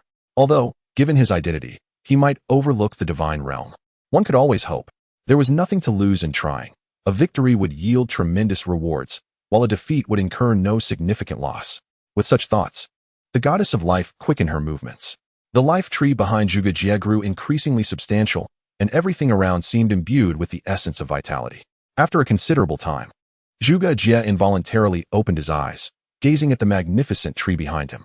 The trunk of the life tree was robust and resilient, as if capable of supporting the heavens. Its sturdy branches twisted upward, intertwining like powerful dragons. Indeed, this was your new soul spirit, the life tree. The goddess of life nodded, introducing it. Its true form resides in the divine realm, and should you be interested, diligent effort may afford you the opportunity to explore that realm in due course. Listening to the enticing words of the goddess, even Zhuge Jie exhibited a flicker of yearning. Just the sight of the soul spirit was enough to convey its allure. One could only imagine the magnificence of its true form. How about it, child? Would you consider inheriting my divine position? The goddess, seizing the moment, spoke in a tone akin to coaxing a child. Do not be deceived by my appearance. I am indeed a divine king. In the divine realm, such figures are even rarer than the titled Douluo of your Douluo Continent. There are only 5. Upon hearing the goddess's words, Zhuge Jie appeared somewhat taken aback. In this day and age, why would a divine king actively offer a divine position? Noticing the bewilderment in Zhuge Jie's expression, the goddess smiled. To be candid, child, you are remarkably suited to be my successor. For all these years, you are the only one deemed worthy of inheriting my divine rank. Is that so? Zhuge Jie pondered the pros and cons, as the goddess's demeanor suggested sincerity, devoid of deceit or jest. Since he mastered the art of invoking divine powers, his perspective has broadened significantly. The Douluo Continent is destined to serve merely as a stepping stone for him. Even the divine realm above it is no exception. It is merely a grander stage with more formidable adversaries. However, the divine realm is not a place one can come and go as one pleases. This is not to suggest that the divine realm can truly impede his progress, but rather that other factors, such as a sense of responsibility, come into play. Zhuge Jie has always adhered to a guiding principle. In his position, he must attend to his duties. Having received benefits, he must fulfill his obligations. If the other party genuinely bestows upon him advantages, he cannot act like an ungrateful wolf, turning his back on them. In truth, he has already received favors, albeit still on a personal level. Should he indeed inherit the divine position of the goddess of life, he must earnestly engage in governance and fulfill his responsibilities. Nevertheless, he harbors additional thoughts regarding the divine realm. This method may not usher in progress for the divine realm, but it would undoubtedly ensure its stability. Moreover, it would also confer certain benefits upon Zhuge Jie himself. Why ponder so much? It remains a distant matter. However, this conviction only solidifies his resolve. Sister Green. I am willing. Chapter 12. The 9 Trials of the Goddess of Life. Splendid. I knew you were a good child. The Goddess of Life joyfully embraced Zhuge Jie. Perhaps due to his youthful age, she was quite uninhibited, leaving Zhuge Jie feeling as though he might suffocate. Though he did not comprehend why an ethereal consciousness could experience such a sensation, yet, he had to admit, it was rather pleasant. Cough. Cough. Do not gaze upon the improper, do not listen to the improper, do not speak of the improper, do not act upon the improper. With a heart as clear as ice, one remains unperturbed by the collapse of heaven. Amidst countless changes, one remains steadfast, with a serene mind and pure spirit. Zhuge Jie recited, striving to disregard that overwhelming sensation. Fortunately, he did not have to endure it for long, as the goddess of life released him after expressing her excitement. Well, since you are my heir, this cannot be omitted. As she spoke, a beam of green light entered Zhuge Jie's being. In the next moment, something indeed appeared in his mind.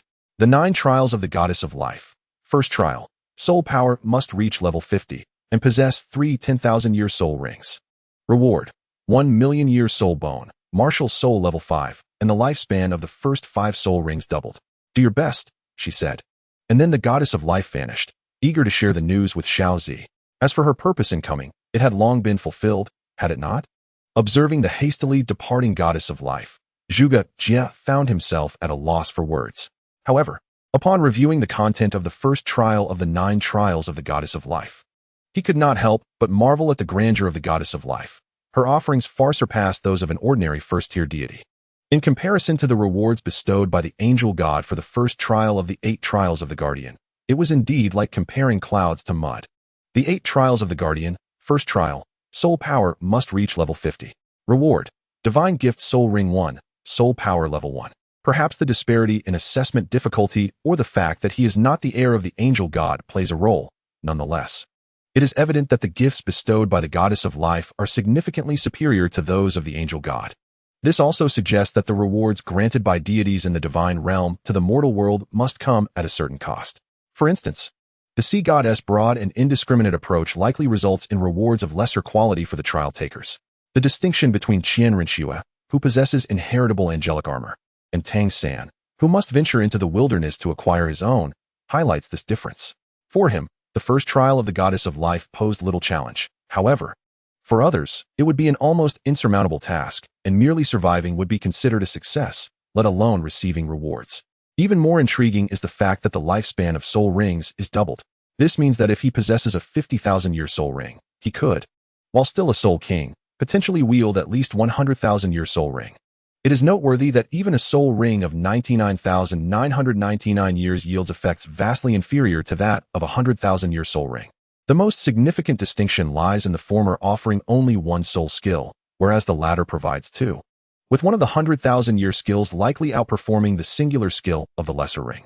One wonders if, when the goddess of life bestows upon him those 50,000-year soul rings, they might transform into 100,000-year rings with an additional soul skill. Just as Zhuge Jie was reveling in excitement, an important question suddenly surfaced in his mind. Wait, how do I leave? The goddess of life had directly abandoned him, and the angel god had yet to appear. Was he forgotten? Fortunately, just as this thought crossed his mind, the angel god reappeared. It is time for you to depart. the angel god stated with an expression devoid of sorrow or joy. Yes, I understand. But how do I leave? Might I inquire how I should proceed, esteemed angel god? The angel god paused, a hint of embarrassment flickering across her visage. Had she not previously informed him of the exit? Close your eyes and simply think of returning.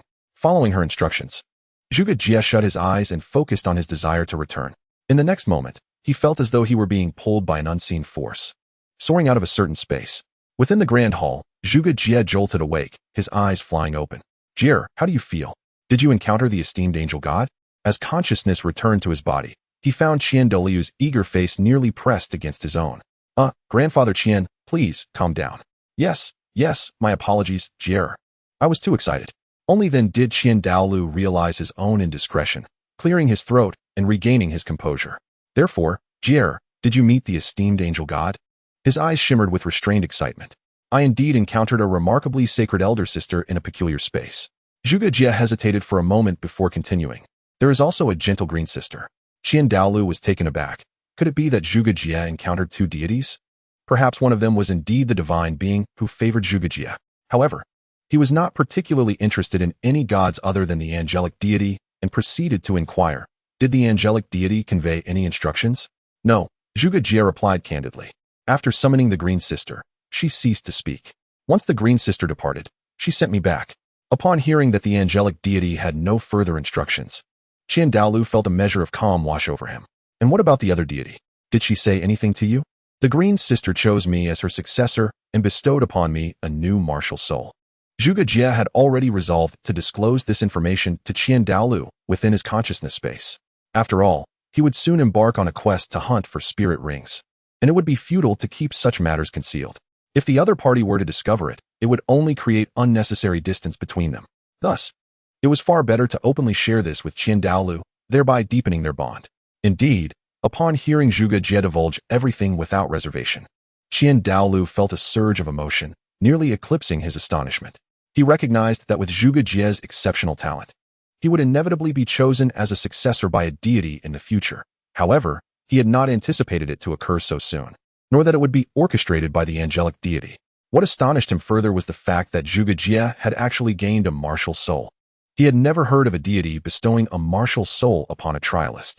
Jie, may I see your new martial soul? Qian Douluo took a deep breath, suppressing his excitement. Certainly, Zhuge Jie nodded and unleashed the martial soul of the Tree of Life. A vibrant giant tree materialized behind Zhuge Jie, transforming him in subtle yet profound ways. Chapter 13. Soul Ring. Planning this was yet another divine-level martial soul. Although he had mentally prepared himself, by the time Zhuge Jie released his martial soul, Qian Douluo found himself at a loss to express just how many times he had been astonished that day. Gazing at the Tree of Life behind Zhuge Jie, he felt that this martial soul surpassed their Qian family's ancestral six-winged angel martial soul in both majesty and might. All right, Jie, let us put it away for now, Qian Douluo said, regaining his composure and gesturing for Zhuge Jie to retract his martial soul. Zhuge Jie nodded and withdrew the Tree of Life, causing the dissipating vitality to vanish, leaving Qian Douluo with an inexplicable sense of disappointment within his own being. He refrained from asking further questions, as provoking that enigmatic deity would be unwise. Jie, do you have any thoughts on which martial soul to cultivate first? Qian Douluo pondered for a moment before looking at Zhuge Jie. I have no particular preferences. Why not cultivate both martial souls simultaneously? Zhuge Jie posed the question deliberately. This approach will facilitate your better development. Qian Douluo patiently elucidated to Zhuge Jie how to maximize the benefits of his twin martial souls. In that case, I wish to first cultivate the life tree martial soul, Zhuge Jie declared. Jie, it is customary for those with twin martial souls to first practice the slightly weaker one. Qian Douluo thought Zhuge Jie might have misheard him, considering he was merely a child. In his understanding, the martial soul bestowed by the divine should not be inferior to that which Zhuge Jie originally possessed. However, it was indeed true that the life tree martial soul was weaker than the origin of principle. What? Qian Douluo was somewhat taken aback, but upon reflection, it made sense. After all, the deity had recognized Zhuge Jie's talent. With this realization, Qian Douluo regained his composure, silently reminding himself to maintain his poise in front of the child. Very well, let us first add a soul ring to your life tree martial soul. Qian Douluo accepted Zhuge Jie's plan and proceeded to share his insights. Based on my experience, your life tree martial soul is primarily supportive. Thus, Soul rings with attributes of life and healing would be optimal, followed by holy and plant attributes. What say you? I will heed Grandfather Qian's counsel. Zhuge Jie had no objections, for Qian Daoliu's thoughts aligned closely with his own. With a life, tree martial soul, it would be illogical to stray from the path of supporting healing. Should he follow the suggestions of a certain Tang, Sand, and venture into binds? The principle of complementing weaknesses while amplifying strengths is the essence of soul master cultivation. After all, the addition of soul rings has its limits, and one must avoid the embarrassment of being caught between high and low. According to the master's theory, the Haotian hammer also has deficiencies in speed and agility. Should one then add an agile attack type soul ring to compensate for these flaws? That would be absurd. It is likely that Tang San himself recognized this issue during his competition with Shui Binger, yet refrained from mentioning it out of politeness. Did we not observe that during the later stages of adding soul rings to the Haotian hammer, the master's involvement was almost non-existent? With that settled, let me first assess your physical strength, and afterward, I shall personally accompany you to hunt for soul rings. Qian Daolu led Zhuge Jie away from that place and back outside the grand hall. Behold, this is what professionalism looks like. This is the disparity. It is laughable to think that the people of Douluo Continent are unaware that the higher one's physical quality, the longer the duration of the soul rings one can attach. Such an elementary concept would not escape the notice of families who have cultivated within the soul master system for tens of thousands of years. Only a certain thieving master would foolishly take credit for this theory as if it were his own discovery, rendering himself a figure of ridicule. Even this theory was only discovered by him in later stages. Initially, he believed it to be a certain rule. Presuming that the age of a soul master's soul ring could not exceed a particular threshold, it is evident that the disparity between practice and imagination is quite pronounced. His soul power, after all, remains rather insufficient. Perhaps the addition of a soul ring would surpass that limit. Within the grand hall, all the elders, aside from the golden crocodile Douluo, had already departed. They, after all, were not idle and had their own matters to attend to, be it cultivation, executing tasks, or overseeing various affairs. Their gathering was merely due to the summons of the esteemed Qian Daolu, and having seen each other, they naturally dispersed. As for why the golden crocodile Douluo remained, it is simple. He was rather unoccupied. There are not many tasks that necessitate the personal involvement of a level 98 super Douluo, and in terms of cultivation, he had long ceased to harbor hopes for further improvement. After so many years, the prospect of advancement seemed bleak, leading him to adopt a more laid-back approach. Upon witnessing Qian Daolu emerge with Zhuge Jie, the golden crocodile Douluo's eyes sparkled with interest, and he approached Qian Daolu to engage in a hushed conversation. However, it was not long before both turned their focus back to Zhuge Jie. They began to assess him through various means, patting, pinching, and poking. Had Zhuge Jie not understood their intent, he might have mistakenly thought he was ensnared by two peculiar old men. In truth, evaluating one's physical condition is merely a matter of soul power for Qian Daolu and the golden crocodile Douluo, as their extensive experience renders meticulous examination unnecessary. The reason they chose to personally examine Zhuge Jie with such diligence is that he is a treasured protégé of their spirit hall and the designated childhood betrothed of their granddaughter. Thus, he certainly deserves their utmost attention. Now, Jie, what are your thoughts regarding the age of your soul ring? Qian Daolu inquired. Exchanging a glance with the golden crocodile Douluo, both astonished by the other's expression, they did not question Zhuge Jie about his understanding of the age of soul rings, as they had monitored his growth over the years, well aware of his diligent studies. If possible, I would like my first soul ring to be at least 5,000 years old, Zhuge Jie tentatively expressed his opinion. After all, he was uncertain about how many years of a soul ring his body could endure, having never absorbed one before. Nevertheless, for the past 6 years, particularly in the latter half, he had been nourished daily by the flesh of soul beasts, with ample medicinal herbs and tonics at his disposal. While medicinal baths had become a commonplace routine, all in preparation for this moment, coupled with the fundamental principles of the source of life and the awakening of the divine tree of life, along with 2 significant leaps in physical quality. Surely he could absorb a 5,000-year soul ring? The goddess of life had just bestowed upon him such a divine challenge, undoubtedly believing in his capability, as she had only one successor over the years. Seeing that Qian Daolu and the golden crocodile Douluo remained silent, Zhuge Jie felt an odd sensation. Could it be that he was incapable? Chapter 14. 8,000 years? 10,000 years? If I had not assessed your physical capabilities alongside the golden crocodile, your current plan would certainly not have received our approval for your safety. Qian Daolu spoke with a measured tone. After all, the first ring of a millennium is unprecedented. Even Qian Daoliu's soul ring was elevated through divine examination in later stages. But what of the present? As for now, our disapproval has only grown stronger. The golden crocodile Douluo interjected. Zhuge Jie appeared bewildered. Surely his physical condition could not be so inadequate. Qian Douluo and the golden crocodile Douluo exchanged knowing glances, stifling their amusement. To be precise, your aspirations are simply too modest. All right, what? Too modest? It was Zhuge Jie's turn to be astonished, as he had never anticipated underestimating himself to such a degree. Indeed, based on my observations alongside my brother, your physique is capable of enduring the soul power impact of a 2,000-year soul ring at the very least, the golden crocodile Douluo remarked, his eyes reflecting a hint of incredulity. Such exceptional physicality is truly unparalleled, and they believed it highly unlikely that anyone would surpass it in the future. Nevertheless, I still recommend you absorb a soul ring of approximately 9,000 years. As Zhuge Jie contemplated the duration of the soul ring he should absorb, Qian Douluo abruptly shattered his thoughts. Why? Because of soul impact. Qian Douluo cast a puzzled glance at Zhuge Jie, given his thirst for knowledge. He should have been aware of the soul impact associated with a 10,000-year soul ring. Zhuge Jie mused thoughtfully, stroking his chin, adopting the demeanor of a miniature adult. He was indeed aware of this, both from his past life and this one, though he had not given it much weight. This was due to the sense of security bestowed upon him by the divine command technique. Having coexisted with the scripture of the divine command technique for 6 years, he sensed a profound connection between his soul and the technique, as if it would actively safeguard his soul.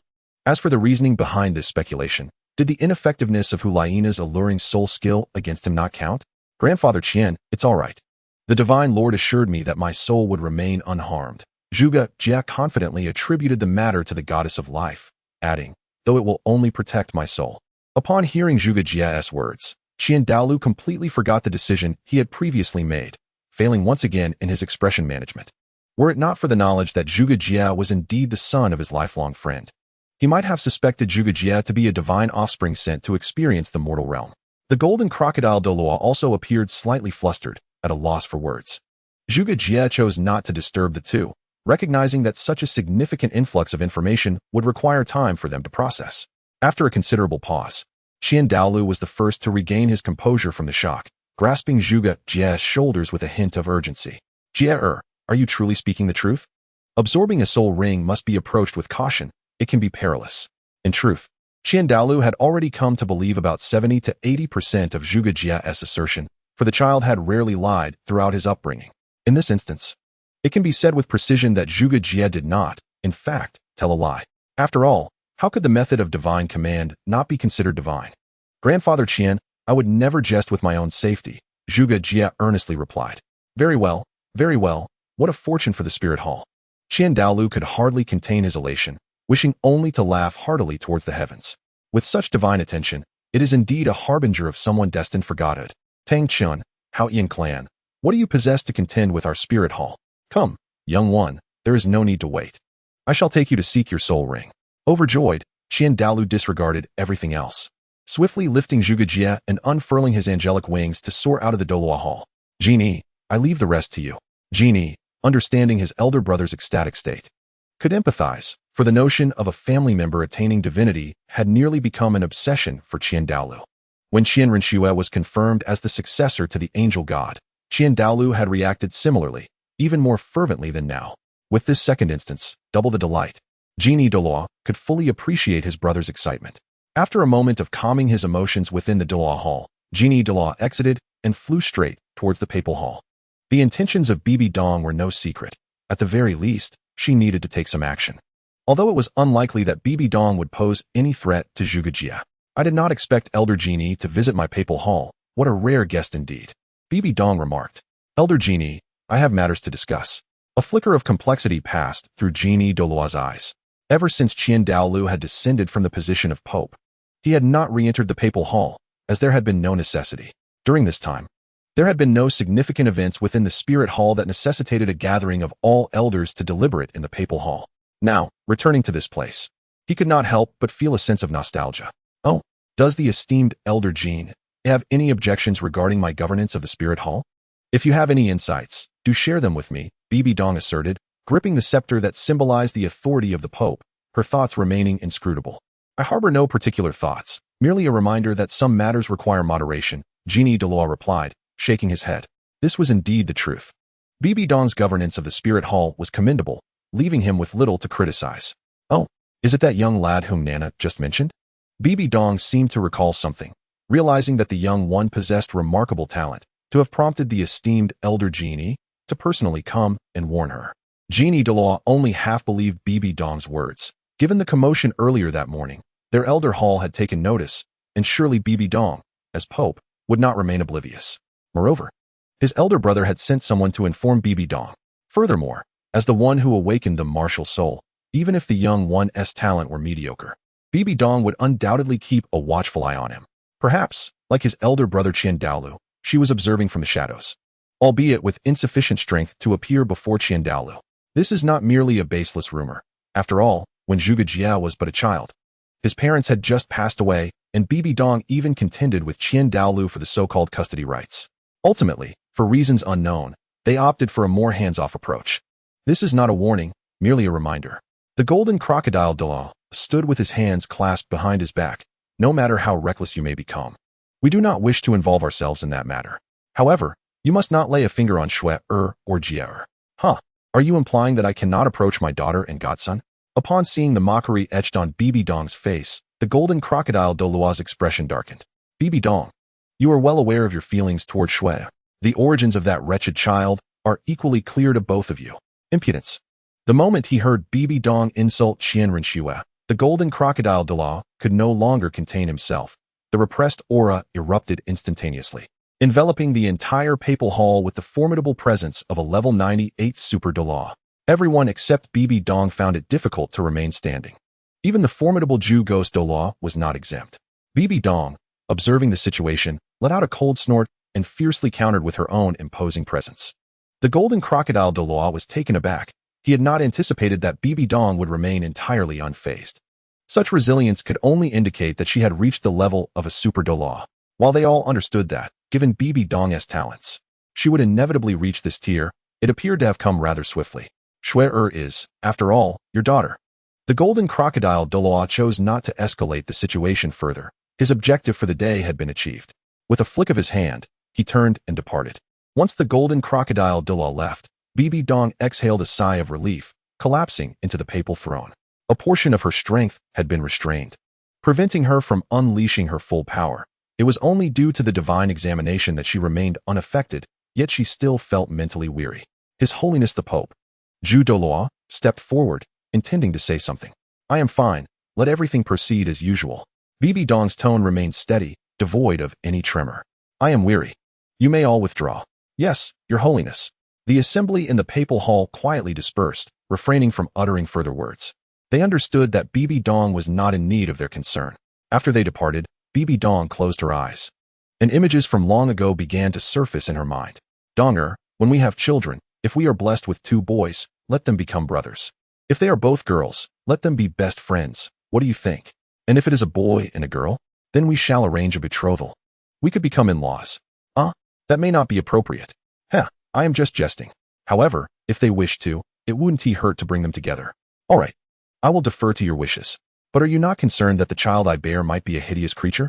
Humph, with Donger's beauty. Our child will undoubtedly be a handsome lad or a lovely maiden. I have no fears. Furthermore, who speaks of their own child in such a manner? The child is yet to be born. That scoundrel has gone too far. I must seek justice from the Grand Priest on your behalf. Do not go. That is his son, and he will not take any action. How infuriating. No, this cannot be allowed to stand. This is your child. Release me. Do not hinder me. Upon this thought, the perpetually icy countenance of Bibi Dong remarkably softened, revealing a smile. Although the previous uproar ended inconclusively, it nonetheless moved Bibi Dong deeply. However, she soon recalled the person she loathed beyond measure, that beast, that scoundrel, that unworthy master, and that wretched offspring.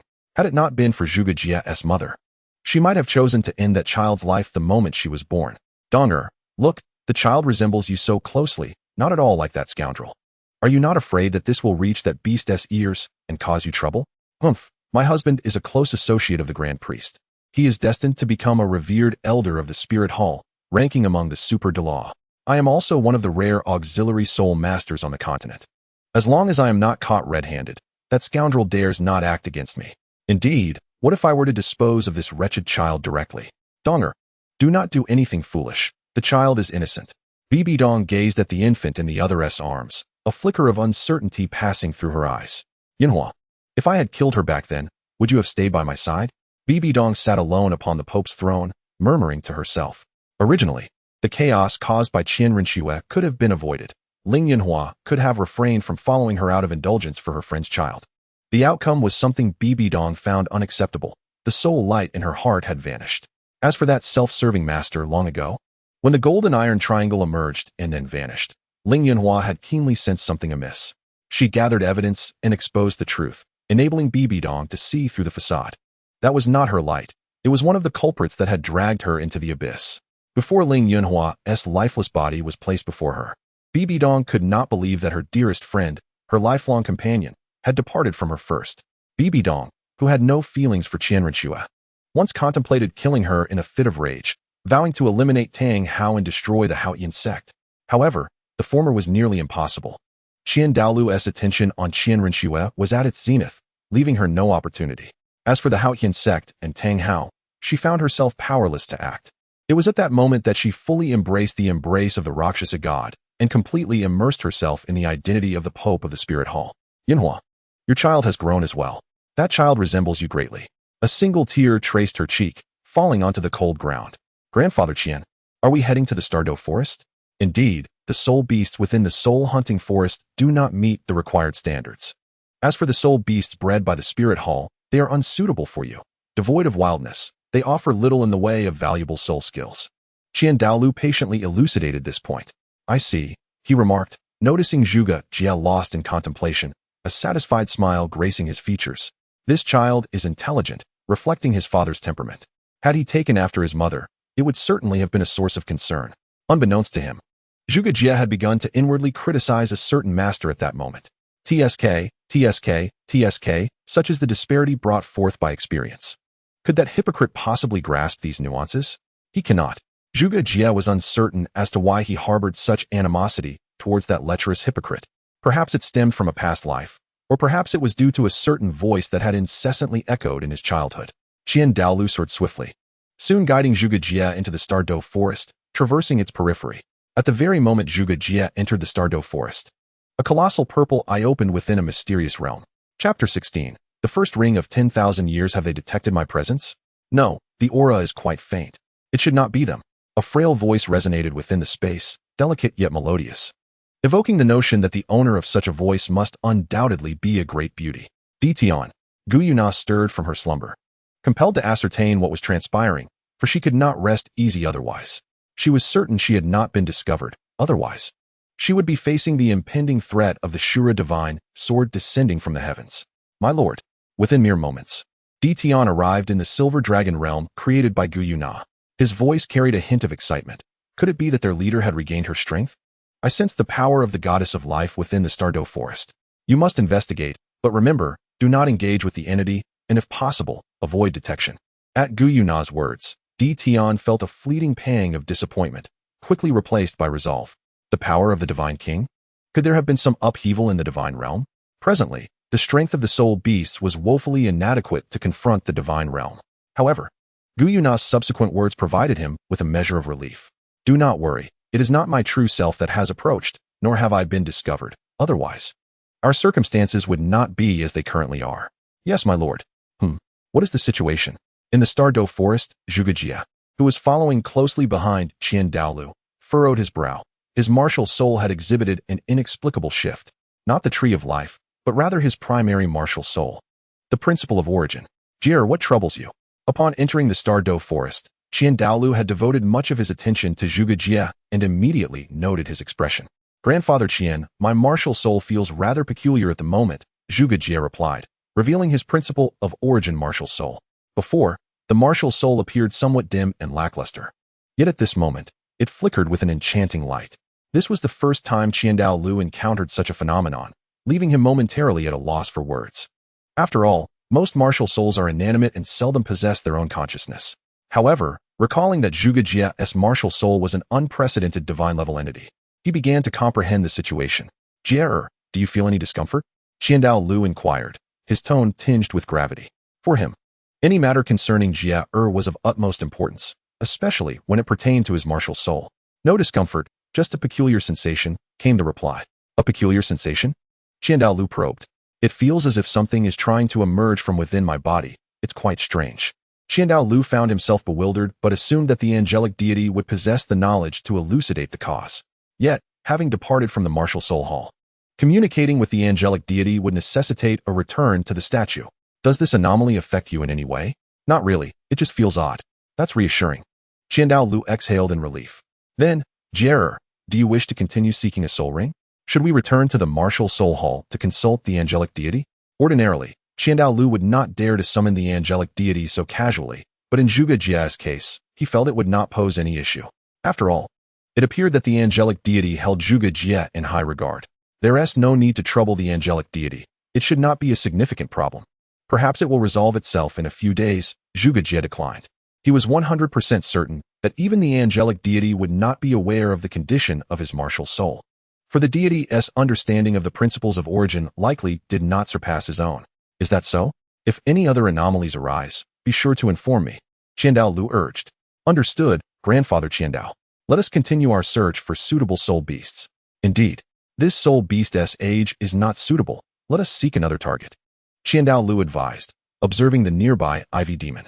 The ivy demon had already reached an age of 30,000 years, far exceeding his estimation, and recklessly absorbing it could entail considerable risk. Grandfather Douluo, I wish to give it a try. Zhuge Jie gazed intently at the ivy demon, earnestly addressing Douluo. What? Jie, you Douluo began to protest, but upon meeting Zhuge Jie's resolute gaze, he swallowed his words. Very well, but I must insist on one thing. Should any complications arise during the absorption, I will not hesitate to interrupt you, even if it means incurring some injury. It will at least prevent the worst possible outcome. Thank you, Grandfather Douluo, I understand. Zhuge Jie nodded. His desire to absorb the soul ring of this beast was not a whimsical notion, but rather the result of careful consideration. Firstly, he would not need to worry about the disturbances to his soul during the absorption, as the commanding technique would shield him from such turmoil, serving as a unique and clever application of his abilities. Moreover, there exists an inexplicable intuition within him. He recognizes that this soul beast before him is ideally suited for him. Should he miss this opportunity, he may never encounter another ivy demon of such remarkable age. Douluo gestured lightly, a wave of his hand instantly suppressing the ivy demon, rendering it immobile. He then approached it. 3 minutes later, Zhuge Jie observed the once formidable ivy demon, which had been so brazenly asserting its dominance in his territory, and could not help but feel a sense of reflection. Indeed, there are always greater beings beyond oneself.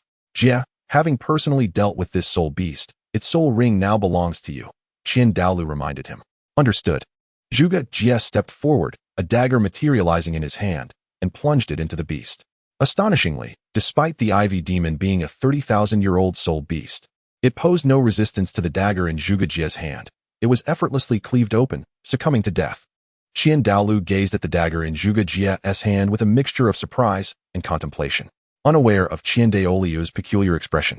Zhuge Jie focused intently on absorbing the soul ring, oblivious to any impropriety in his actions. The entire process proceeded smoothly, and upon witnessing that Zhuge Jie had moved beyond the perilous phase of absorbing the soul ring, Douluo let out a sigh of relief. Unsurprisingly, the soul turbulence did not afflict Zhuge Jie. In fact, it never had the opportunity to impact him at all. 30,000 years, 30,000 years, Douluo murmured repeatedly, his eyes glimmering with excitement. This was an unprecedented 30,000-year first soul ring, not merely elevated through divine trials, but genuinely the first soul ring of 30,000 years. Its intrinsic value vastly surpassed that of his own 10,000-year first ring. In the distance behind Douluo, a pair of golden eyes were intently observing the unfolding events. Chapter 17. Encounter with the ferocious beast. My lord, we have ascertained that it is a human boy, seemingly just awakened his martial soul, within the silver dragon's domain. The voice of Emperor Tian resonated once more. According to my subordinate's observations, his martial soul appears to be the divine artifact from the realm of the gods. The Tree of Life. A human boy possessing the Tree of Life martial soul? Could he be the heir of the Goddess of Life? The voice of the Silver Dragon King brimmed with delight. The discovery of the Goddess of Life's heir implies that he would soon depart from the divine realm. And with her departure, the God of Destruction would likely follow suit. It is well known that the inheritors of divine positions are usually weaker than their founders. Thus, her burdens would surely be alleviated significantly. Sensing the joy in Gu Yuna's tone, Emperor Tian interjected, My lord, based on what I observed, that child's first soul ring appears to be black. The exact age is unclear, as I was too far to discern it properly. The first soul ring is indeed 10,000 years. Gu Yuna's voice rose considerably, clearly astonished. Though she was in slumber, it did not imply ignorance of the outside world. On the contrary, she is exceedingly well informed about the developments of soul masters in the outside world. It is precisely this awareness that accounts for her astonishment. Her subordinate, lacking competence, is unable to approach any closer to observe the formidable elder by the child's side without being discovered. Noteworthy strength? Gu Yuna cast a surprised glance at Emperor Tian. Given that Emperor Tian's prowess is likely unparalleled on the Douluo Continent without her intervention, the fact that he deemed the elder's strength commendable suggests that the elder is most probably a level 99 soul master. Indeed, moreover, the aura emanating from the individual bears the essence of the angel god, indicating a likely connection with the divine, perhaps even containing the divine power left by the angel god. Her subordinate dares not wager on such a possibility. Gu Yuna felt a tinge of frustration. What has transpired over the past few days, with beings related to the divine realm appearing one after another?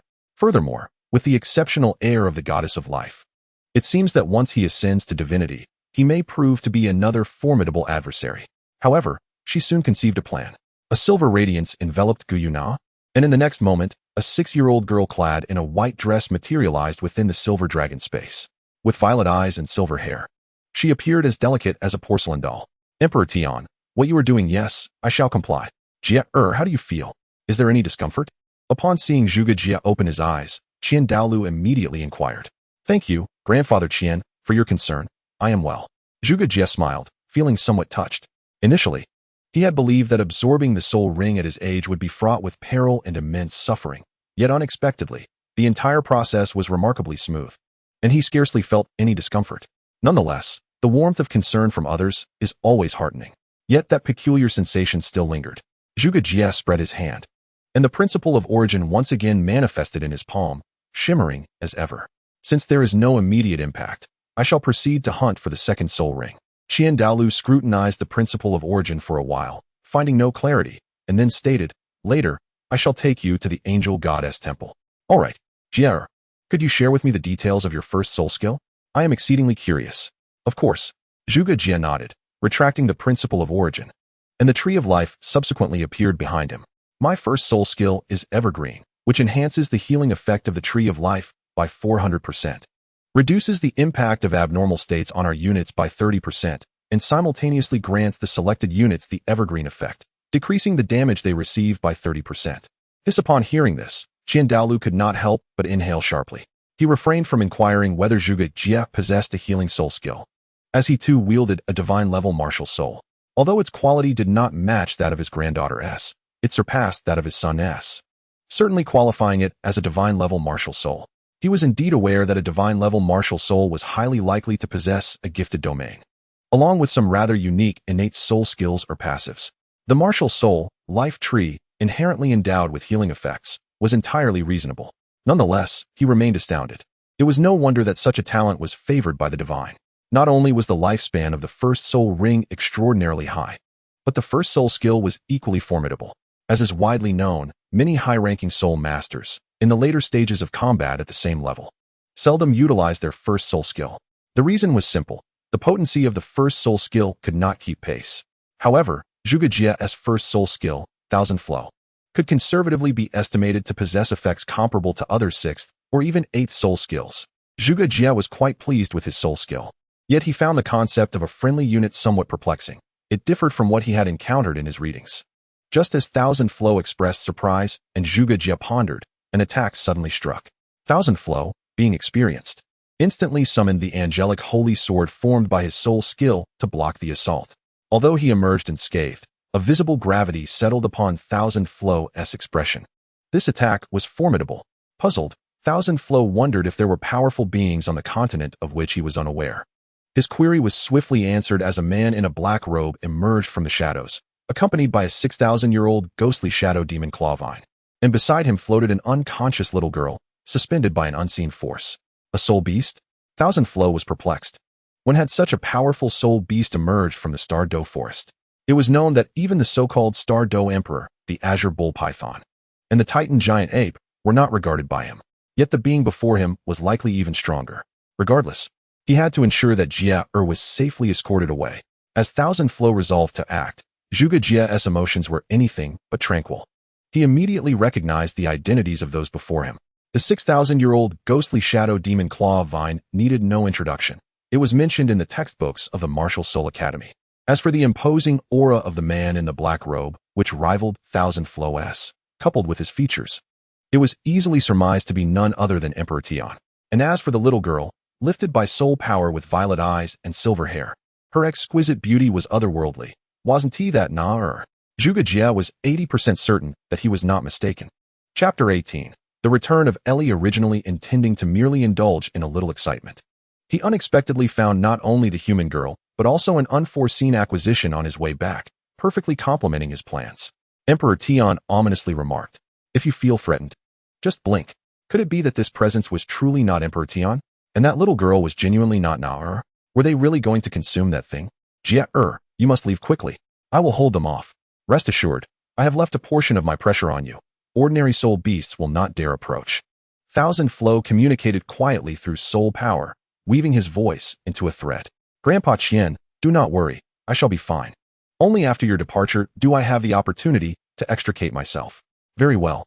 Zhuge Jie refrained from further pretentiousness, for he was not a man given to indecision, and the situation was quite clear at present. The Emperor Tian seemed to disdain eavesdropping on their conversation. With a cold snort and a flick of his hand, Nader was sent hurtling towards Zhuge Jie. How dare you treat the illustrious Silver Dragon King in such a manner, Emperor Tian? What has become of your loyalty? At this moment, Zhuge Jie was left with only futile thoughts. With an abundance of grievances he did not know where to begin voicing.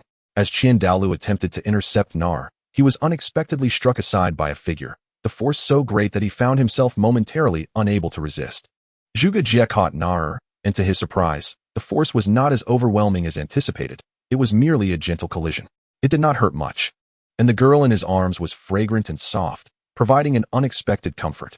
Observing Nar, who remained blissfully unaware with her eyes tightly shut, Zhuge Jie felt a tinge of helplessness. Indeed, ignorance can be a form of bliss. Jie, be careful. Just then, Douluo's anxious voice echoed, and in the next moment, Zhuge Jie and Nar were engulfed by a torrent of ghostly shadows and demonic vines. Beast. Douluo, filled with rage, intensified his efforts to free himself from his entanglement with Emperor Tian. Emperor Tian furrowed his brow, becoming slightly more serious. His master had instructed him not to provoke the inheritor of the goddess of life at this time. He could surmise what his master intended. Thus he could not jeopardize the plan. In stark contrast, Douluo's heart was anything but tranquil. Despite his utmost efforts to break free, his opponent effortlessly matched his pace and kept him subdued. In other words, his adversary's strength was likely far superior to his own. Are you perhaps intending to oppose the Spirit Hall? Seeing no way to escape, Douluo invoked the Spirit Hall, hoping to instill some caution in his adversary. No matter how formidable the opponent, he was but a single individual. The Spirit Hall boasted more than one title Douluo. Whether his foe was a solitary entity or belonged to an unknown faction, two fists could scarcely contend with four hands. Emperor Tian cast a disinterested glance at Douluo, wholly unconcerned. While the Spirit Hall was a behemoth among humans, he had never regarded it with any seriousness. To say nothing of his partnership with BG. Two formidable beasts could easily flatten the Spirit Hall. Among them, only Douluo before him piqued his interest to any degree. Their true enemy had never resided on the Douluo Continent. Rather, it was in the celestial realm above. Although the divine realm had never held them in esteem, either. Seeing Emperor Tian remain unmoved, Douluo grew anxious, his rhythm in combat becoming erratic. Were it not for Emperor Tian's lack of intent to kill him, he would have perished countless times by now. In this moment, he could only pray that the angel god or the deity who favored Zhuge Jie had left something for him. The lingering essence of Zhuge Jie still remained, indicating there was still hope. Tian cast a surprised glance towards the direction of the ghost shadow demon Clawvine. At this moment, the power of the master had yet to be unleashed, revealing that the boy possessed some remarkable abilities. Within the ghost shadow demon Clawvine, Zhuge Jie gazed in delight at the source of principles floating before him. The once dim pink crystal flower now radiated with resplendent brilliance. The tendrils of the ghost shadow demon Clawvine danced around, yet they could not breach the pink halo to harm Zhuge Jie and Nar. Is that you, Elysia? Zhuge Jie asked, his voice quivering slightly, clearly filled with excitement. Jie, you really should be more careful. I had warned you. A playful voice emerged from the crystal flower, revealing that he had failed to comprehend the girl's feelings, and the fairy maiden was indeed quite saddened. My apologies, Ailey. Zhuge Jie recalled the strange disturbance from his martial soul before entering the Stardow forest, feeling astonished. Could it be that Ailey possessed the ability to foresee the future? I do not possess such an ability. That power belongs to you. Jie, she replied. And remember to call me Ailey. Make sure not to misname me again. Of course. Ailey, that is more like it. The voice from the crystal flower was evidently joyous, lightning in tone. However, if that ability were to stem from me, I wouldn't find myself in such a predicament, would I? Zhuge Jie glanced at the ghost shadow demon claw vine encircling him. Were it not for Elysia's protection, he would likely have been torn apart by now. After all, no matter how talented he was, it was improbable he could contend with a 60,000-year soul beast at this moment. But the time has not yet come. Now is certainly not the time to give up. Indeed, for I still have things I wish to accomplish. As expected of you, Jie. Allow the fairy maiden to assist you. The pink crystal flower fluttered around Zhuge Jie, seemingly preparing to undertake something. However, before that, she asked, Jie, are you willing to entrust your body and soul entirely to me? Absolutely. Zhuge Jie responded without a hint of skepticism, his answer unwavering. I knew you would always trust Ailey. Then I shall begin. In the next moment, the pink crystal flower seamlessly entered Zhuge Jie's body, and the pink halo began to expand outward. In the blink of an eye, Zhuge Jie, along with the still unconscious Narer, was liberated from the clutches of the ghost shadow demon claw vine. Jie, Qian Daoliu's tone was filled with surprise. Indeed, the divine beings were still watching over Jie, and they had left him a trump card. Unbeknownst to Qian Daoliu, the power at this moment did not belong to the divine, but to a mortal. Tion's gaze fell upon the still unconscious Narer, his heart sinking. The plan had indeed encountered an unexpected turn. The Master's fragment had not awakened, meaning the Master's power had not been activated. That boy had emerged on his own. In midair, supported by the pink crystal, Zhuge Jie opened his eyes, revealing pink pupils gleaming within his gaze.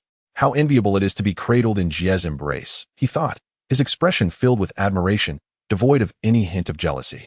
However, it is certain that Jie's heart belongs to Elysia. Chapter 19. The Initial Battle of the Divine Command. Zhuge Jie adjusted his body slightly. Yet he did not relinquish his hold on Narer. After all, there was no need to set her down for the forthcoming battle. Indeed, that power still resided within Jie's form, making matters significantly simpler. The ghost shadow demon claw vine observed Zhuge Jie, who was suspended atop a pink crystal, trembling slightly. As it accompanied Emperor Tian to this place, it had already foreseen its fate. Nevertheless, it had willingly chosen this path, sacrificing its own life to secure protection for its entire clan, a transaction deemed exceedingly worthwhile. Its potential had already reached its zenith. Even if it managed to survive a few more years, it was unlikely to transcend that boundary and become a soul beast of 10,000 years. Rather than perish without consequence, it preferred to strive for the benefit of its kin. Yet, in the face of impending death, whether human or beast, emotions remained constant. Fear and trepidation clouded their minds, yearning for escape. However, it could not act thus, for such a choice would surely herald catastrophe for the ghost shadow demon clawvine clan. To the elders, their kind, lacking significant potential, was merely an expendable entity. One more or less made little difference. Are you afraid? Zhuge Jie inquired, tilting his head toward the ghost shadow demon clawvine. But I'm afraid I must eliminate you for Jie's sake. Was this not how Jie had previously operated? Unyielding to the celestial family's superior lineage, proud and divine. I summon the might of the heavens. The great general of the celestial court, a true savior of the living, now calls forth the celestial saint, Erlang Shun, Yang. You summon me. There is no need for pleasantries. Command freely. With this blade, eradicate all evil. Yang, at your command. A commanding voice resonated through the heavens. And in the next moment, a spectral figure materialized behind Zhuge Jie, wielding a trident that descended with formidable force. A blade of energy manifested, imbued with the weight of thunder, surging toward the ghost shadow demon clawvine. Startled, the ghost shadow demon clawvine unleashed its tendrils in a desperate attempt to shield itself from the assault. Yet, even though Erlang Shen Yangjian's power was somewhat constrained by Zhuge Jie's level, the onslaught was far beyond what the ghost shadow demon clawvine could withstand. The energy blade sliced through with the relentless ferocity of a scythe, mercilessly tearing at the ghost shadow demon clawvine. As the energy dissipated, Yangjian's spectral form lingered momentarily, casting a wistful glance at Zhuge Jie before vanishing. Upon turning back to the ghost shadow demon clawvine, its condition was dire. Yet its vitality remained robust, albeit in need of time to recuperate. with Zhuge Jie's current soul power at merely level 20. Inflicting significant damage on the 60,000-year-old ghost shadow demon claw vine was a daunting task. Plants, is it? Very well then. My fate is determined by me, not by the heavens. The celestial and demonic realms remain undecided. With youthful fervor, I vow to change the world. I summon the demon child, Nezha. What pleasantries are needed? Here I come. A youthful figure emerged behind Zhuge Jie, wielding a spear of fire, draped in the fabric of the heavens, and standing upon the circle of the universe. Surrounded by crimson flames, exuding an aura of majesty. Harnessing the true fire, he incinerated his foes with ease. Behold, the spear's tip transformed, and torrents of blazing fire surged forth, instantly engulfing the ghostly shadow of the demonic vine. Amidst the flickering flames, a ring of black soul orbs emerged, signifying the demise of the ghostly vine. Nezha tilted his head towards Zhuge Jie, as if to say, "Look, am I not formidable?" Then, he vanished in a wisp of flames. Qian Douluo and Emperor Tian had also ceased their actions, gazing in astonishment at Zhuge Jie. Emperor Tian was certain that the two divine beings who had just appeared were not deities from the divine realm. On one hand, their aura felt amiss. On the other, the overwhelming presence they exuded far surpassed that of the dragon god, leading Emperor Tian to believe that no deity from the divine realm could attain such power. Observing the still unconscious Nar, Emperor Tian steeled his resolve, transforming into a stream of black light, darting towards Zhuge Jie. "You dare, beast!" Qian Douluo keenly sensed Emperor Tian's intentions and followed closely behind. Now it was his turn to entangle Emperor Tian. What a turn of fortunes. "Hey, this, that. Use the dragon god's claw." "Right." The stone monkey rises with the mighty staff. The jade heavens are clear as far as the eye can see. "I summon you. The great sage equal to heaven, Sun Wukong. Junior brother, no need for pleasantries. Old Sun is here. By the might of the gods, I repel the invading foes." A trivial matter. Demon, receive Old Sun's blow. The shadow of the staff, accompanied by a fierce wind, collided with Emperor Tian's dragon god claw. Although this illusory strike was worlds apart from the one delivered by the earlier monkey hair clone, it easily countered Emperor Tian's claw, even showing signs of suppression. Seeing this, Emperor Tian intensified his strength and struck again with a claw. Yet, Zhuge Jie found himself unable to sustain his power against the sheer might of Emperor Tian. The illusion of Sun Wukong began to fade.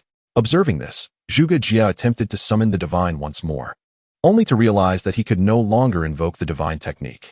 Have I been discovered? Oh well, I suppose I've had my fun with Jie's abilities. It is time to wield my own power. Alas, I shall not be able to gaze upon Jie for quite some time after this. Jie, you must remember to cherish Elysia. Ailey, do not surrender your body to me. All right, that's enough. Be obedient now. Having undergone 3 divine invocations, Jie's body had sustained considerable damage, and reverting back would be overwhelming for him. It's fine. Just as Elysia was about to continue her persuasion, she noticed a sudden gleam of golden light in the eyes of Sun Wukong's illusion. In the next moment, the golden staff struck with unstoppable force, sending Emperor Tian flying. Concurrently, it seemed as though the very world of Douluo shook with the brilliance of Sun Wukong's eyes. What is this? Zhuge Jie was equally bewildered. Great sage? This is against the rules. Nonsense. Old Sun's rules are the rules. Great sage, this is the rule established by the venerable sage. Do not use them to pressure me. Whatever responsibility there is, I, the old Sun, shall bear it all. Little old man dares not. Yet this is the intention of that esteemed one. I, the old Sun, shall return to Flower and Fruit Mountain. If there are matters to discuss, let them come personally. In a fleeting moment, the tardy Qian Douluo arrived beside Zhuge Jie, vigilantly observing the distant Deities. Deities wiped the blood from his mouth, casting a deep glance at Zhuge Jie before transforming into a streak of dark light, vanishing into the depths of the Stardew forest. Seeing this, Qian Douluo sighed in relief and turned his gaze toward Zhuge Jie.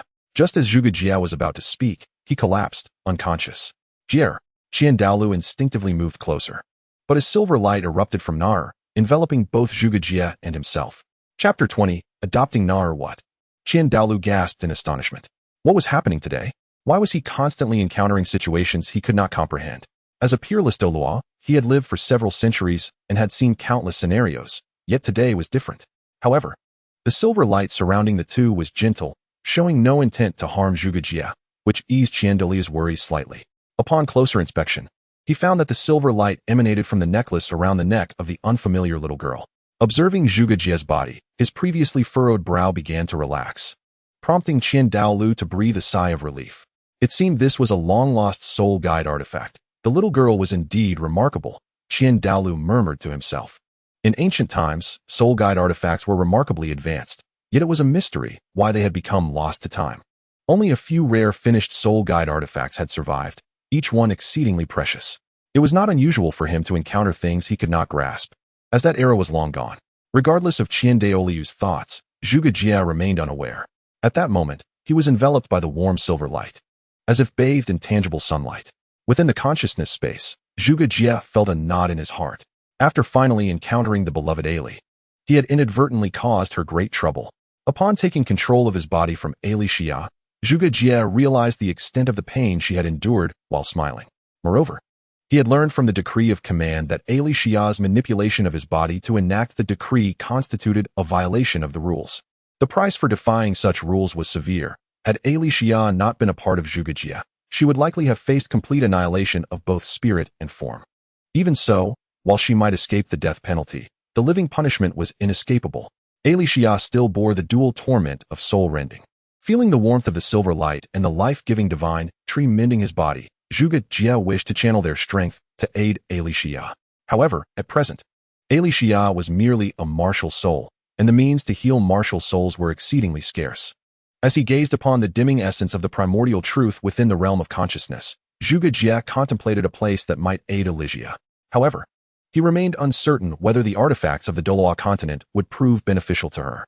Yet, for Elysia's sake, he would not hesitate even for a fleeting moment, regardless of the odds. Perhaps it was time to adjust his strategies concerning his activities within the Douluo Continent. Previously, he had chosen to refrain from excessively interfering with the main storyline, opting instead to devise his plans once he had fully regained his strength, in order to avoid any disruption caused by the so-called will of the world. Now, with the current situation being immutable, he resolved to overturn the table entirely, dismantling all scripts and observing how this so-called world will rectify itself. As Zhuge Jie underwent this profound transformation in thought, his physical form gradually regained its vitality. Upon opening his eyes, he was met with the anxious visage of Douluo. "Jie, how are you feeling? Is there any discomfort in your body?" he inquired, adding, "Has the divine being returned?" It appeared that Douluo had interpreted the recent surge of power as the divine presence directly controlling Zhuge Jie's body and consciousness. In a sense, this was not entirely erroneous. For Zhuge Jie, Elysia represented his soul deity, the embodiment of divinity. It was indeed through her descent into his being that he had vanquished his foes. The only discrepancy lay in the fact that the source of that power originated from Zhuge Jie himself, rather than from elsewhere. A warmth spread through Zhuge Jie's heart as he earnestly replied, "My deity has returned. She seemed a bit fatigued and has gone to rest, I suppose." Douluo did not dwell on this, merely concluding that Zhuge Jie's divine being had retreated to her palace in the divine realm to recuperate. "Grandfather Qian, this girl." Zhuge Jie turned his gaze to the still ensconced Nar in his arms. Truly, Elysia, the leader of the paradise, held Nar tightly even in such circumstances. Setting her aside for the moment, he thought, "I need time to reflect. You should take this opportunity to absorb this soul ring. I've observed that the soul ring produced by the ghost shadow devil claw vine is exceptionally suited for you, and its age is just right." Douluo urged. "It will likely dissipate soon, so do not squander this chance." This ghost shadow devil claw vine might be considered one that Zhuge Jie himself had dispatched, Douluo mused. Uncertain, yet willing to try without risk, Zhuge Jie nodded, gently placing Nar on the grass beside him, and began to draw upon his soul power to harness the 6,000-year black soul ring. Sure enough, Douluo watched as the black 6,000-year soul ring soared toward Zhuge Jie, his heart swelling with joy and anticipation. In a moment of distraction, he had completely forgotten about Nar. This attempt to absorb the soul ring proved far more seamless than the last, encountering scarcely any resistance, and the absorption process swiftly entered its final stage. As the air around him began to tremble with a subtle unrest, Zhuge Jie's spiritual power level commenced its ascent. Level 21, Level 22, Level 26, Level 27, Level 29, Level 30. With each elevation in rank, Douluo's expression grew increasingly animated. In fact, had he not been concerned about disrupting Zhuge Jie, he would have burst into joyous laughter. His dear Jie had reached heights unattainable by many soul masters in their entire lifetimes. Unsurprisingly, Zhuge Jie opened his eyes, gazing at the circle of black soul rings encircling him, a flicker of excitement flashing in his eyes. Thus, the first trial of the Guardian's 8 trials was at least 3/5 complete, and a third of the Life God's 9th trial. consisting of the absorption of a 10,000-year soul ring, was also accomplished. Haha, excellent. Truly remarkable. No doubt you are worthy of praise, Jie. You are indeed the prodigal son of the esteemed Zhuge family. You're too kind, Grandfather Qian. No, one cannot overstate this. Jie, in terms of the speed of your level advancement, you are undoubtedly the finest on the continent. After a moment of exuberance, Qian Douluo composed himself and imparted some wisdom. However, one must guard against pride and complacency. Continuous improvement is paramount. Do you understand? I shall adhere to your teachings. Grandfather Qian. Then, speak plainly, young one. There is no need for you to beat around the bush. Grandfather Qian, I wish to adopt this girl. Is that permissible? Though this statement, uttered by a 6-year-old, might seem peculiar, Zhuge Jie was indeed sincere in his desire. Chapter 21. The Third Soul Ring. 80,000 years this child? Qian Douluo turned his gaze to the tranquil figure of Nara resting on the grass and fell into contemplation. It was undeniable that this child was suspect. While she appeared to be a victim, the mysterious soul-guiding device she possessed suggested that her background was far from ordinary. Very well, as long as Jie is happy. Thank you, Grandfather Qian. Zhuge Jie was taken aback by the prompt consent, his tone laced with surprise. As for why he wished to adopt Nar, this proverbial ticking time bomb, the reasoning was simple. Zhuge Jie had once heard a great person say, reduce your enemies and multiply your friends. Although the soul beasts presented a formidable challenge, they were generally devoid of ulterior motives. The life goddess and the god of destruction from the divine realm should certainly be considered allies. The positions of the god of kindness and the god of evil remained uncertain, but opposing Tang Sen would inevitably pit him against the god of Shura. Zhuge Jie did not believe that events transpired without reason. His own transmigration was evidence of this, as was Tang San's. Setting aside his own circumstances, it was highly probable that Tang San's arrival was intricately linked to the god of Shura, perhaps even orchestrated by that very entity in pursuit of freedom. Zhuge Jie was unaware of the precise machinations of Guyu Na, yet it was likely that Nader would ultimately become a pawn in a larger game. He would not resort to venting his frustrations on an innocent girl. If collaboration were to be sought, then this matter would surely have to be reconciled in due time. As for why Qian Douluo agreed to Zhuge Jie, the reason is quite simple: pride. Despite having faced setbacks today at Emperor Tian's place, he remained steadfast in his belief that as long as his opponent is human and not of the caliber of Tang Chun or Poseidon, he has little to fear. The young girl before him in no way resembles a soul beast. After all, he is a peerless Douluo, and even a 100,000-year-old transformed soul beast would have to reveal its true form in his presence. His only concern is that this charming young girl appears to be of the same age as Zhuge Jie. What if she competes for affection with his granddaughter in the future?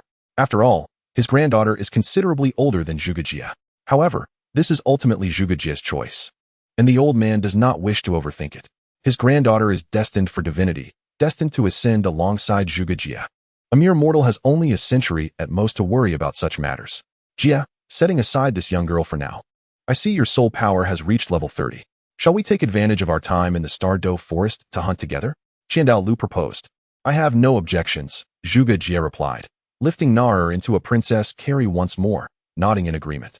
He too had the same thought, preferring to avoid an unnecessary trip.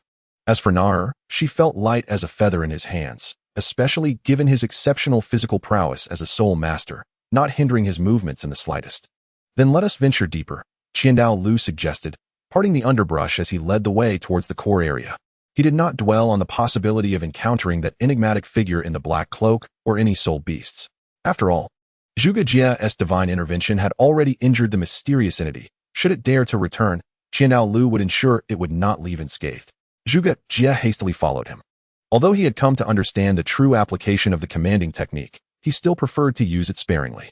While the technique does not impose any cooldown or consumption, it does require his physical form as a conduit. The recent summoning of Elysia's soul, combined with his own body and spirit, had nearly exhausted his capacity for 3 commands. Although the individuals summoned were indeed formidable, applying this technique in practical combat would be better reserved until he fully comprehends its intricacies. The journey ahead was considerably simpler, merely seeking out soul beasts, assessing their age, and deciding whether to hunt them. Regrettably, 2 days had passed, and Zhuge Jie had yet to find a suitable soul ring. It was not that there were no fitting candidates. Rather, their ages did not align. They had encountered some potential options, but both Zhuge Jie and Qian Douluo felt that better prospects awaited them, leading them to refrain from any kills.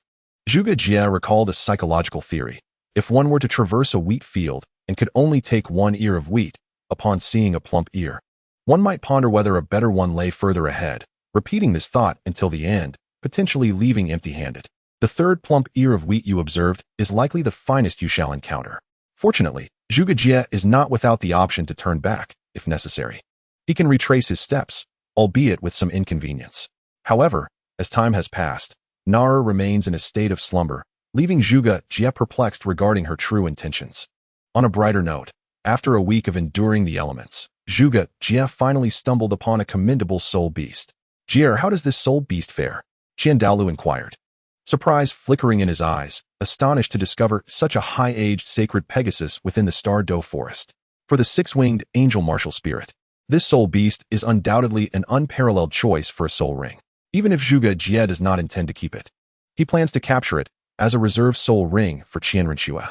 Let it be, Zhuge Jie nodded, reaching a decision. Although it may not be the optimal selection, it is certainly not lacking. Perhaps it may even grant him some rare soul skills. Without hesitation, Qian Daolu grasped the angelic holy sword and charged forth. The sacred Pegasus, caught off guard, was swiftly incapacitated. In no more than 5 minutes, the barely conscious creature was tossed at Zhuge Jie's feet. "Jie, prepare to absorb the soul ring." Understood. Zhuge Jie extended his hand, and a dagger materialized in his grasp once more. Qian Daolu furrowed his brow, realizing that this dagger did not emerge from a storage soul guide, but was conjured through soul power, akin to his angelic holy sword. This evidently did not stem from the life tree's power. It hinted at another potential source, the enigmatic martial spirit known as the principle of origin. However, noticing that Zhuge Jie had no intention of elaborating, Qian Daolu refrained from probing further, considering it not an extraordinary ability. Shortly thereafter, an 80,000-year soul ring enveloped Zhuge Jie with remarkable ease. Only then did Zhuge Jie have the opportunity to carefully examine his newly acquired soul skills. Second soul skill, 60,000 years, Shadow of the Tree, summons numerous vines to form clones, each possessing 100% of the original's foundational strength. Clones cannot utilize soul skills, but can serve as targets for the original's soul skills. Each clone consumes 0.1% of the original's soul power, and upon their destruction, half of the expended soul power is restored. Third soul skill, 80,000 years, Domain of Life. Expanding a life domain with an 800-meter radius centered around himself, he can designate allied units. When an allied unit inflicts damage on an individual, it heals his wounds and restores soul power to both himself and that unit. The restoration and healing effects depend on the actual damage inflicted by the allied unit. Chapter 22. Natra awakens given the expression on Jian'er's face. He must have acquired some impressive soul skills, Qian Daolu remarked with a smile upon witnessing Zhuge Jie's joyful demeanor. Indeed, Master Qian. May I have the pleasure of hearing about them? Of course. After all, being a child, the influence of hormones inevitably affects one's mentality to a certain extent. Zhuge Jie, who is also a human, naturally experiences this. Like any ordinary child, he yearns for someone to impress. In this moment, Qian Daolu represents a safe confidant, one with whom he need not hold secrets. Thus, he unhesitatingly divulges the effects of his soul skills to Qian Daolu. Truly, the divine-level martial soul is remarkable. Upon hearing this, Qian Daolu briefly wrestles with feelings of inadequacy. Can the six-winged angel martial soul of the Qian family truly be compared to Zhuge Jie's life divine tree? In terms of soul skill effects alone, Zhuge Jie surpasses them effortlessly. However, Qian Daolu finds solace in the notion that the differences in the ages of their soul rings provide him with a justification. It is Zhuge Jie's prowess that is formidable, not merely the martial soul itself. After all, the ages of Zhuge Jie's first, second, and third soul rings are rather extraordinary. His third soul skill, being a domain type, could incite envy among titled Douluos lacking such abilities. Not to mention, Zhuge Jie likely possesses an innate domain as well. The thought of his mysterious primary martial soul only adds to the allure. As the two conversed about utilizing their soul skills, a faint whimper emanated from Zhuge Jie's embrace. He looked down joyfully at Nar, nestled in his arms. Qian Daolu's gaze sharpened, fixated on her. Noticing the intensity of Qian Daolu's stare, the awakening Nar instinctively nestled closer to Zhuge Jie. Grandpa Qian, Zhuge Jie gently reminded. It's all right.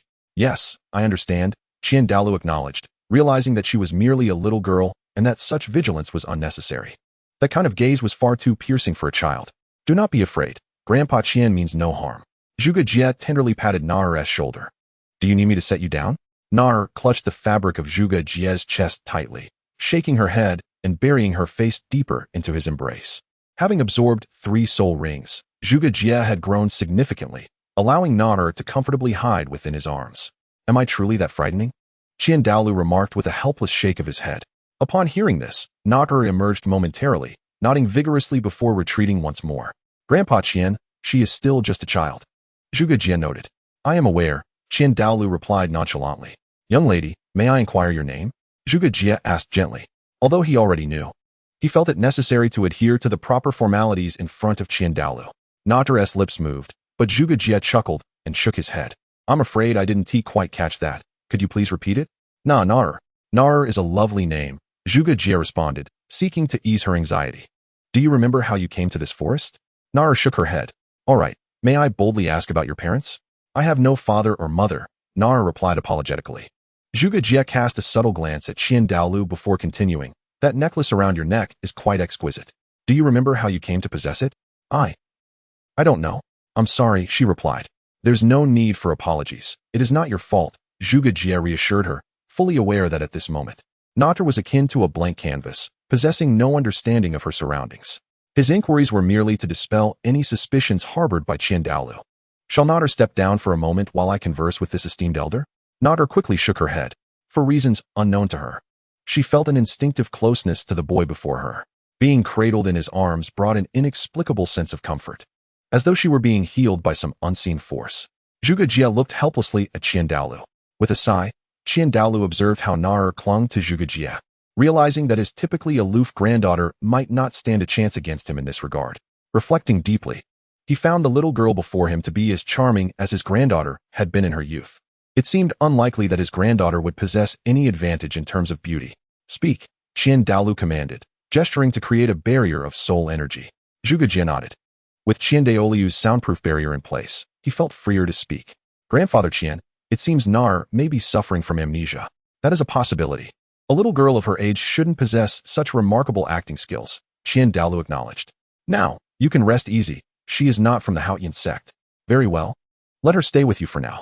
Remember to find someone to awaken her martial soul when you return. At her age, she should have one by now. Understood. Moreover, you are still quite young. I comprehend.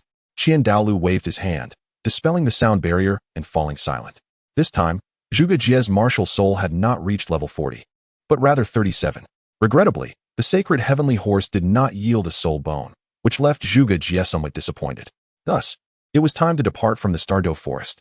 Just as Qian Daolu and Zhuge Jie prepared to set off, Nader's necklace suddenly began to stir. It vibrated violently before shattering, transforming into a ring that adorned Nader's delicate finger, fitting perfectly. Qian Daolu's gaze sharpened. Had he misperceived something? It seemed as though there was a divine aura emanating from this young girl. However, considering Nader's amnesia, he chose not to inquire further, silently disregarding the matter. Yet, he couldn't help but speculate that the girl named Nader might belong to a family of hidden guardians of divine status on the continent. Zhuge Jie, unreservedly, gazed at the ring on Nader's finger. Could it possibly be the divine weapon, the Silver Dragon Spear? Zhuge Jie faintly recalled that the Silver Dragon Spear possessed the ability to transform into a ring. The fleeting aura he had sensed earlier was indeed somewhat alarming. However, upon observing Nader, who resembled a frightened little beast, he refrained from probing further and merely patted her gently as a gesture of comfort. Nader, you really ought to come down now. Grandpa Qian intends to take us back, and it's rather inconvenient for me to carry you. Upon seeing Nader willing to descend, Zhuge Jie sighed in relief, fearing she might refuse. Thus, Qian Daolu unfurled his angelic wings, lifting one in each hand as they soared towards the direction of the Spirit Hall. Chapter 23. Extraordinary Beings in the Core Region of the Stardow Forest. At the bottom of the Lake of Life, the Silver Dragon King Guyuna once again opened her violet eyes, reassuringly nodding her dragon head. Sensing the minuscule healing effects coursing through her, she contentedly closed her eyes and resumed her slumber. Indeed, as she had anticipated, the air of the Goddess of Life bore traits akin to those of the goddess herself. Outside the Silver Dragon space, Emperor Tian also breathed a sigh of relief. Although the journey had its complications, he had nonetheless fulfilled the master's task and could now devote himself to his cultivation with peace of mind. Within Spirit City, as Qian Daolu gently set Zhuge Jie and Nader down, Nader eagerly lunged towards Zhuge Jie, causing Qian Daolu's eyelids to twitch in response. Nader, subconsciously attached to Zhuge Jie, longed to be by his side at every moment. Moreover, having flown through the skies for an extended period without a sense of security, She, being a child of immature intellect, was desperate to find a safe haven. Jie, I have a few matters to attend to, so I won't accompany you back. Please take this young lady to awaken her martial spirit, Qian Daolu said, while patting Zhuge Jie's shoulder. Understood, Zhuge Jie nodded. It was he who had taken the initiative to adopt Nar, and thus he felt compelled to take on the responsibility. By the way, Jie, your martial spirit is no longer in jeopardy. Zhuge Jie shook his head in response. That is true, I can rest easy now. Qian Daolu recalled the divine intervention that had occurred earlier and mentally pieced together a narrative. Very well then, I shall take my leave. Goodbye, Grandpa Qian. After Qian Daolu departed, Zhuge Jie began to ponder Nar's potential success in awakening her martial spirit. He felt uncertain, as in the original narrative. Nar had awakened her martial spirit at the age of 6, but had not manifested anything, although she later acquired a martial spirit. The origins of that spirit remained elusive and vague.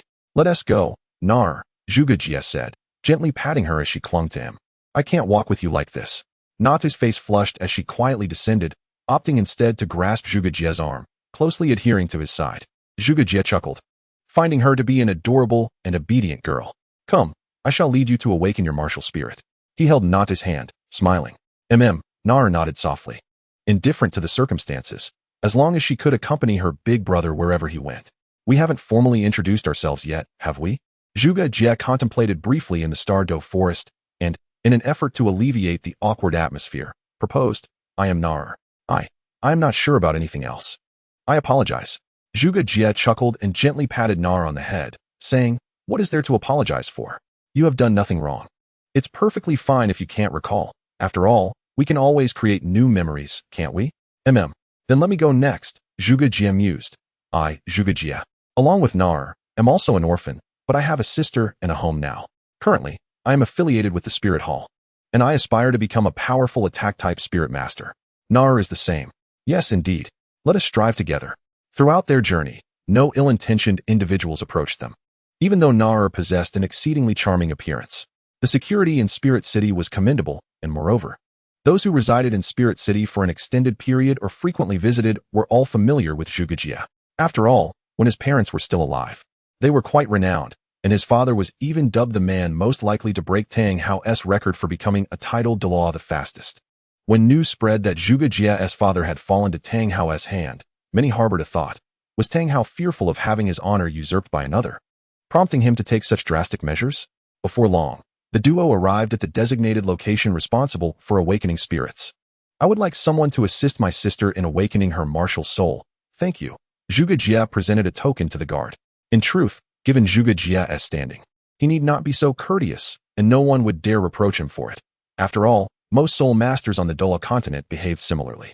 Yet, he was not one to look down upon others, nor did he suffer from any form of princess syndrome. A touch of humility was always commendable. Very well.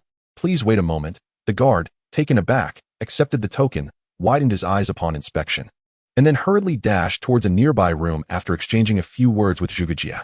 Soon, a soul master responsible for awakenings was summoned. Young Master Zhuge, is it your sister who wishes to awaken her martial soul? Indeed, can we begin now? Of course, we are ready at any time. Thank you for your assistance. Not at all, you are too courteous. Zhuge Jie led Nar, following the soul master to a chamber. The room was simply adorned, featuring a circle of 6 martial soul awakening stones at its center, and a crystal ball for measuring innate soul power nestled in a corner. Beyond that, there was little else, although the decor was rather splendid. As the awakening commenced, Nar reluctantly stepped away from Zhuge Jie, moving to the center of the martial soul awakening stones, casting longing glances back at him. Zhuge Jie smiled and gestured to Nar, reassuring her that he would not depart. As the soul power was infused, the martial soul awakening stones began to emit glimmers of light. 1 minute, 2 minutes, 5 minutes. Is it not ready yet? As time passed, Zhuge Jie turned his gaze towards the soul master responsible for awakening martial souls. I apologize. It seems there may be an issue with the martial soul awakening stone. Allow me to fetch another set. The soul awakening master wiped the cold sweat from his forehead and hurriedly departed to retrieve a new set of awakening stones. A few minutes later, he returned, his expression incredulous. I regret to inform you that, though it seems unbelievable, your sister may very well be devoid of a martial soul. I understand. Thank you for your efforts. I shall take my leave now. You may comfort your sister. After Zhuge Jie nodded in agreement, the soul awakening master exhaled in relief and hastily exited the room. Brother, I'm fine. If anything, I'll just have you protect me, Nara reassured. As Zhuge Jie affectionately ruffled her hair. Out of the corner of his eye, he noticed the soul power testing crystal ball in the corner of the room. Nara, come here and give this a try. Nara obediently nodded and placed her delicate hand upon the crystal ball. Astonishingly, the crystal ball illuminated, despite her lack of a martial soul. As the light grew increasingly brilliant, a crisp crack echoed through the air, and the crystal ball shattered into countless pieces. Brother, is everything all right? It's nothing serious. It wasn't a precious item, Zhuge Jie replied thoughtfully as he led Nara out of the room. Chapter 24, The Silver Dragon Spear. I just wanted to test my soul power and accidentally broke the crystal ball in the corner of the room. How much is it? I shall compensate you. What are you saying? It's not a valuable item. There's no need for you to pay. Zhuge Jie waved his hand dismissively, for he was not lacking in gold soul coins and felt no need to be stingy in this regard. Seeing Zhuge Jie's insistence, the guard accepted his compensation, though a flicker of disappointment remained in his heart. As they walked, Nara appeared somewhat downcast. Despite her silence, her demeanor spoke volumes, resembling a wounded little beast, pitifully forlorn. Zhuge Jie smiled gently and paused at a corner. Nara, who had been trailing closely behind him with her head lowered, failed to notice his sudden stop and bumped into him. Looking up at Zhuge Jie with her hands on her head, the smile on his face widened uncontrollably. Nara tilted her head, puzzled by his amusement. Shall we purchase something to eat? Zhuge Jie suggested, gesturing towards a nearby shop. Nara initially contemplated declining, yet her stomach, having gone without food for some time, betrayed her with hunger. Though she was unaware, her true essence was that of a dragon, naturally endowing her with a hearty appetite. All right, she finally agreed. Seeing Nara's acceptance, Zhuge Jie felt a sense of relief. It seemed he had not completely led himself into a dead end, for she was still willing to indulge in a meal. He guided her to the shop, whereupon the owner, upon recognizing Zhuge Jie, immediately donned a welcoming smile. Isn't this Master Zhuge? To be welcomed into this humble establishment truly feels like an honor. The shopkeeper, somewhat portly, beams with a smile that causes his cheeks to bunch together. What has young Master Zhuge taken a liking to in this quaint shop? Allow me to extend a generous discount of 20%. Just 20%? Zhuge Jie, with a playful grin, responds. Oh, it is not that I am unwilling to offer young Master Zhuge a more substantial discount. It is simply that the costs are quite real. This is but a modest business, after all, and one must eat as well. Very well, I was merely jesting. Zhuge Jie has always taken the words of merchants with a grain of salt, so he suggested they browse themselves and, should they find anything of interest, they would call upon the shopkeeper. No trouble at all. Please, take your time, I shall wait nearby. Once the shopkeeper departed, Zhuge Jie led Nara into the shop, where they were greeted by a dazzling array of items for sale. In the bustling Soul Master City, one would hardly find a truly small-scale enterprise. If this shop were situated anywhere outside of Tiando City or Xinghua City, its owner would likely be the wealthiest person in town. However, within the confines of Soul Master City, it seems rather unimpressive. Navigating with ease, they arrived at the delicatessen section. Zhuge Jie gestured toward the elegantly packaged foods on the shelves, saying, "Do not be shy, dear sister, take as much as you like." Nara nodded enthusiastically, her youthful spirit brightening at the sight of so many delectable treats, momentarily alleviating her previous discontent. After a delightful selection, Zhuge Jie completed his purchase, placing some items into his storage ring while keeping others to enjoy along their journey. Shall we indulge a little here first? He inquired, noting Nara's eagerness. Is that permissible? Of course. Zhuge Jie casually found a small restaurant, exchanged pleasantries with the owner, and settled onto a modest stool outside. Naturally, he purchased a few items from the establishment as a gesture of goodwill. Watching Nara relish her meal brought an appetite of his own to the surface. After their feast, little remained on the table, most of it having vanished into Nara's belly. Her appetite was truly impressive. Brother Jie, all right, I shall say no more. Zhuge Jie chuckled, recognizing that despite her youth, she was indeed becoming a young lady. So, Nara, are you still feeling unwell? He asked directly. Zhuge Jie's words prompted Nara to reflect upon her lack of a martial soul, causing her mood to darken once more. He was well aware of this outcome. However, it was a necessary step to help Nara find her way forward. Do not worry. You are still able to cultivate your soul power, are you not? Zhuge Jie reassured her. Though the reasoning eludes me, your situation is quite rare in this world. Such a unique talent. What does it matter if you lack a martial soul? Brother Jie, do you think Nara is a burden? Nara pondered, her thoughts clouded with uncertainty. Zhuge Jie spoke gravely, asserting that Nara was not a mere burden, but rather his little angel. What are your concerns? He inquired. Nara shook her head. As long as brother Jie had no objections, she was unconcerned about others' opinions. Realizing that Naur had come to terms with her feelings, Zhuge Jie stood up, dusted off his clothes, and extended a hand to her, preparing to leave. Naur unhesitatingly placed her hand in his, rising to her feet as well. Before long, they returned to Zhuge Jie's home. Is Sister Nana not here? He mused, observing the quiet courtyard. Indeed, they had classes today. It was perhaps for the best, as it spared him the awkwardness of explaining Naur's background. If Elysia were to learn of his adoption of Naur, she would undoubtedly chastise him for being peculiar. He reasoned that it would be better to introduce them once everything was set up. Naur curiously surveyed her surroundings, her delicate nose twitching as if she sensed a familiar scent. Naur, come here, Zhuge Jie called as he moved to an open space. Naur obediently approached him, feeling a sense of security that lessened her clinginess towards him. At least, she was no longer glued to his side. Now, try to channel your soul power and attack me, Zhuge Jie said, flexing his wrist. But don't worry, I am quite strong and will not be harmed. Naur stepped opposite him, ready to commence. Let us begin. At the moment he gave the signal, Naur launched forward with her small legs. However, Zhuge Jie was too focused on the silver spear in her grasp to pay much attention to her movement.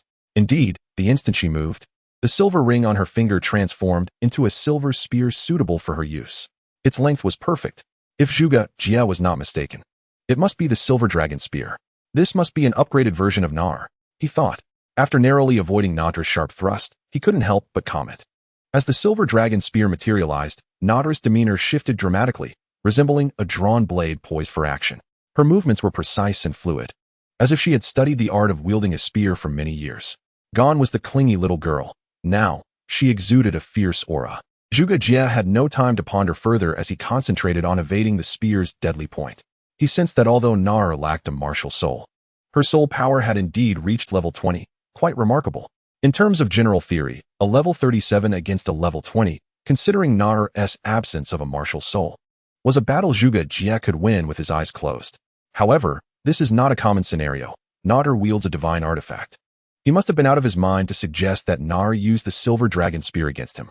Although Naur may not be able to unleash the spear's full power at this moment, the silver dragon spear remains a perilous weapon for Zhuge Jie, capable of inflicting harm even through mere contact. With a flicker of resolve, Zhuge Jie activated his third soul skill, the domain of life. Finally, having evaded for so long, he felt the rush of wind grazing his skin and could no longer afford to be reckless without summoning his martial soul. The life divine tree manifested before him, seamlessly integrating with his third soul skill. He promptly designated Naur as an ally unit within this realm, the domain of life, which radiated an expansive radius of 800 meters centered around him. Zhuge Jie could select allies at will, and whenever an ally inflicted damage, it would heal his own wounds while also restoring soul power to both the ally and himself. Thus, he no longer feared being grievously harmed by Naur's spear. On the other hand, he could afford to be a bit more relaxed. Just as Zhuge Jie breathed a sigh of relief after releasing his soul skill, Naur seized the opportunity. A glint of cold light flashed before the spear struck like a dragon. Startled, Zhuge Jie instinctively wrapped his arm in vines to shield himself, bracing for injury. After all, his martial soul, the vines, was merely at level 30 and served as a supportive ability. Using it to block a full-force divine artifact was audacious. He resolved to treat this spar with Naur as a valuable lesson, vowing to remain vigilant in future soul battles with others. Seconds slipped by unnoticed, yet the anticipated sting in his arm never arrived. Could it be that he had successfully defended himself? Puzzled, Zhuge Jie lowered the vine slightly, revealing a small opening just enough to see ahead. A startling sight met his eyes. A robust shield stood firm between him and Naur, effectively blocking the assault of the silver dragon spear. Nata's face reflected determination, as she seemed to intensify her efforts, driving the spear against the shield with sparks flying, yet still failing to breach its defenses. Where had the shield come from? There was no one else around, and its fantastical design did not resemble anything native to Douluo Continent, certainly not from this era. Having ruled out all other possibilities, the only conclusion, no matter how improbable, had to be the correct one. So it was me? At that moment, Zhuge Jie recalled an incident in the Stardow Forest when he had summoned a dagger to retrieve a spirit ring, and it had appeared in his hand as if by magic. He had marveled at the swiftness of retrieving items since awakening his martial soul. Now, it seemed that this shield, like the dagger, had materialized from thin air rather than being drawn from a storage soul guide. As Zhuge Jie pondered whether to withdraw his shield to evade, he caught a glimpse of the principle of origin floating beside his head. Goodness! His first and second martial souls had manifested simultaneously. After a brief moment of astonishment, Zhuge Jie quickly grasped the situation.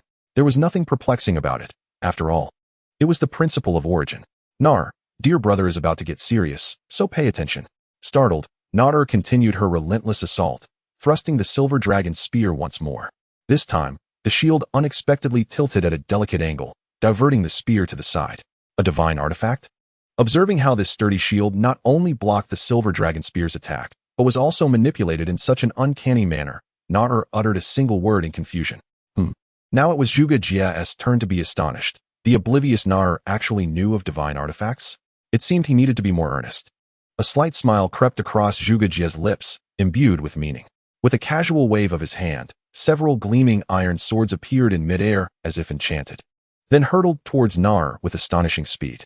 Unprepared for this sudden assault, Nar was taken aback, yet her reflexes were swift.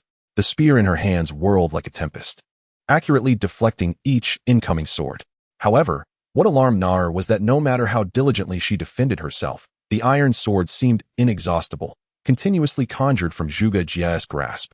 Moreover, the variety of these weapons was astonishing. In addition to the common blades and staffs, there were axes, halberds, and even the heavy and formidable meteor hammer. Nar, my dear sister, hold on. Zhuge Jie called out while relentlessly summoning an array of weapons that cascaded down like torrential rain. Internally cursing, Nar thought, this detestable fellow. Calling her dear sister while striking so ruthlessly, each blow felt as if it were aimed to deliver a fatal blow. However, Nar was no ordinary opponent. Gritting her teeth, she remained fully focused, skillfully countering the tempestuous barrage. Though her stamina waned, she managed to evade every weapon that sought to strike her. Seeing Nar successfully repel all the attacks, Zhuge Jie felt a slight sense of relief. He decided to unleash his full strength, allowing the weapons to descend in a deluge. For him, replicating high-tech weaponry indeed required immense soul power and energy. However, for such simple cold weapons, they were as easy as a flick of his wrist. He could summon as many as he desired. This was the power of the principle of origin, the might of the king of laws.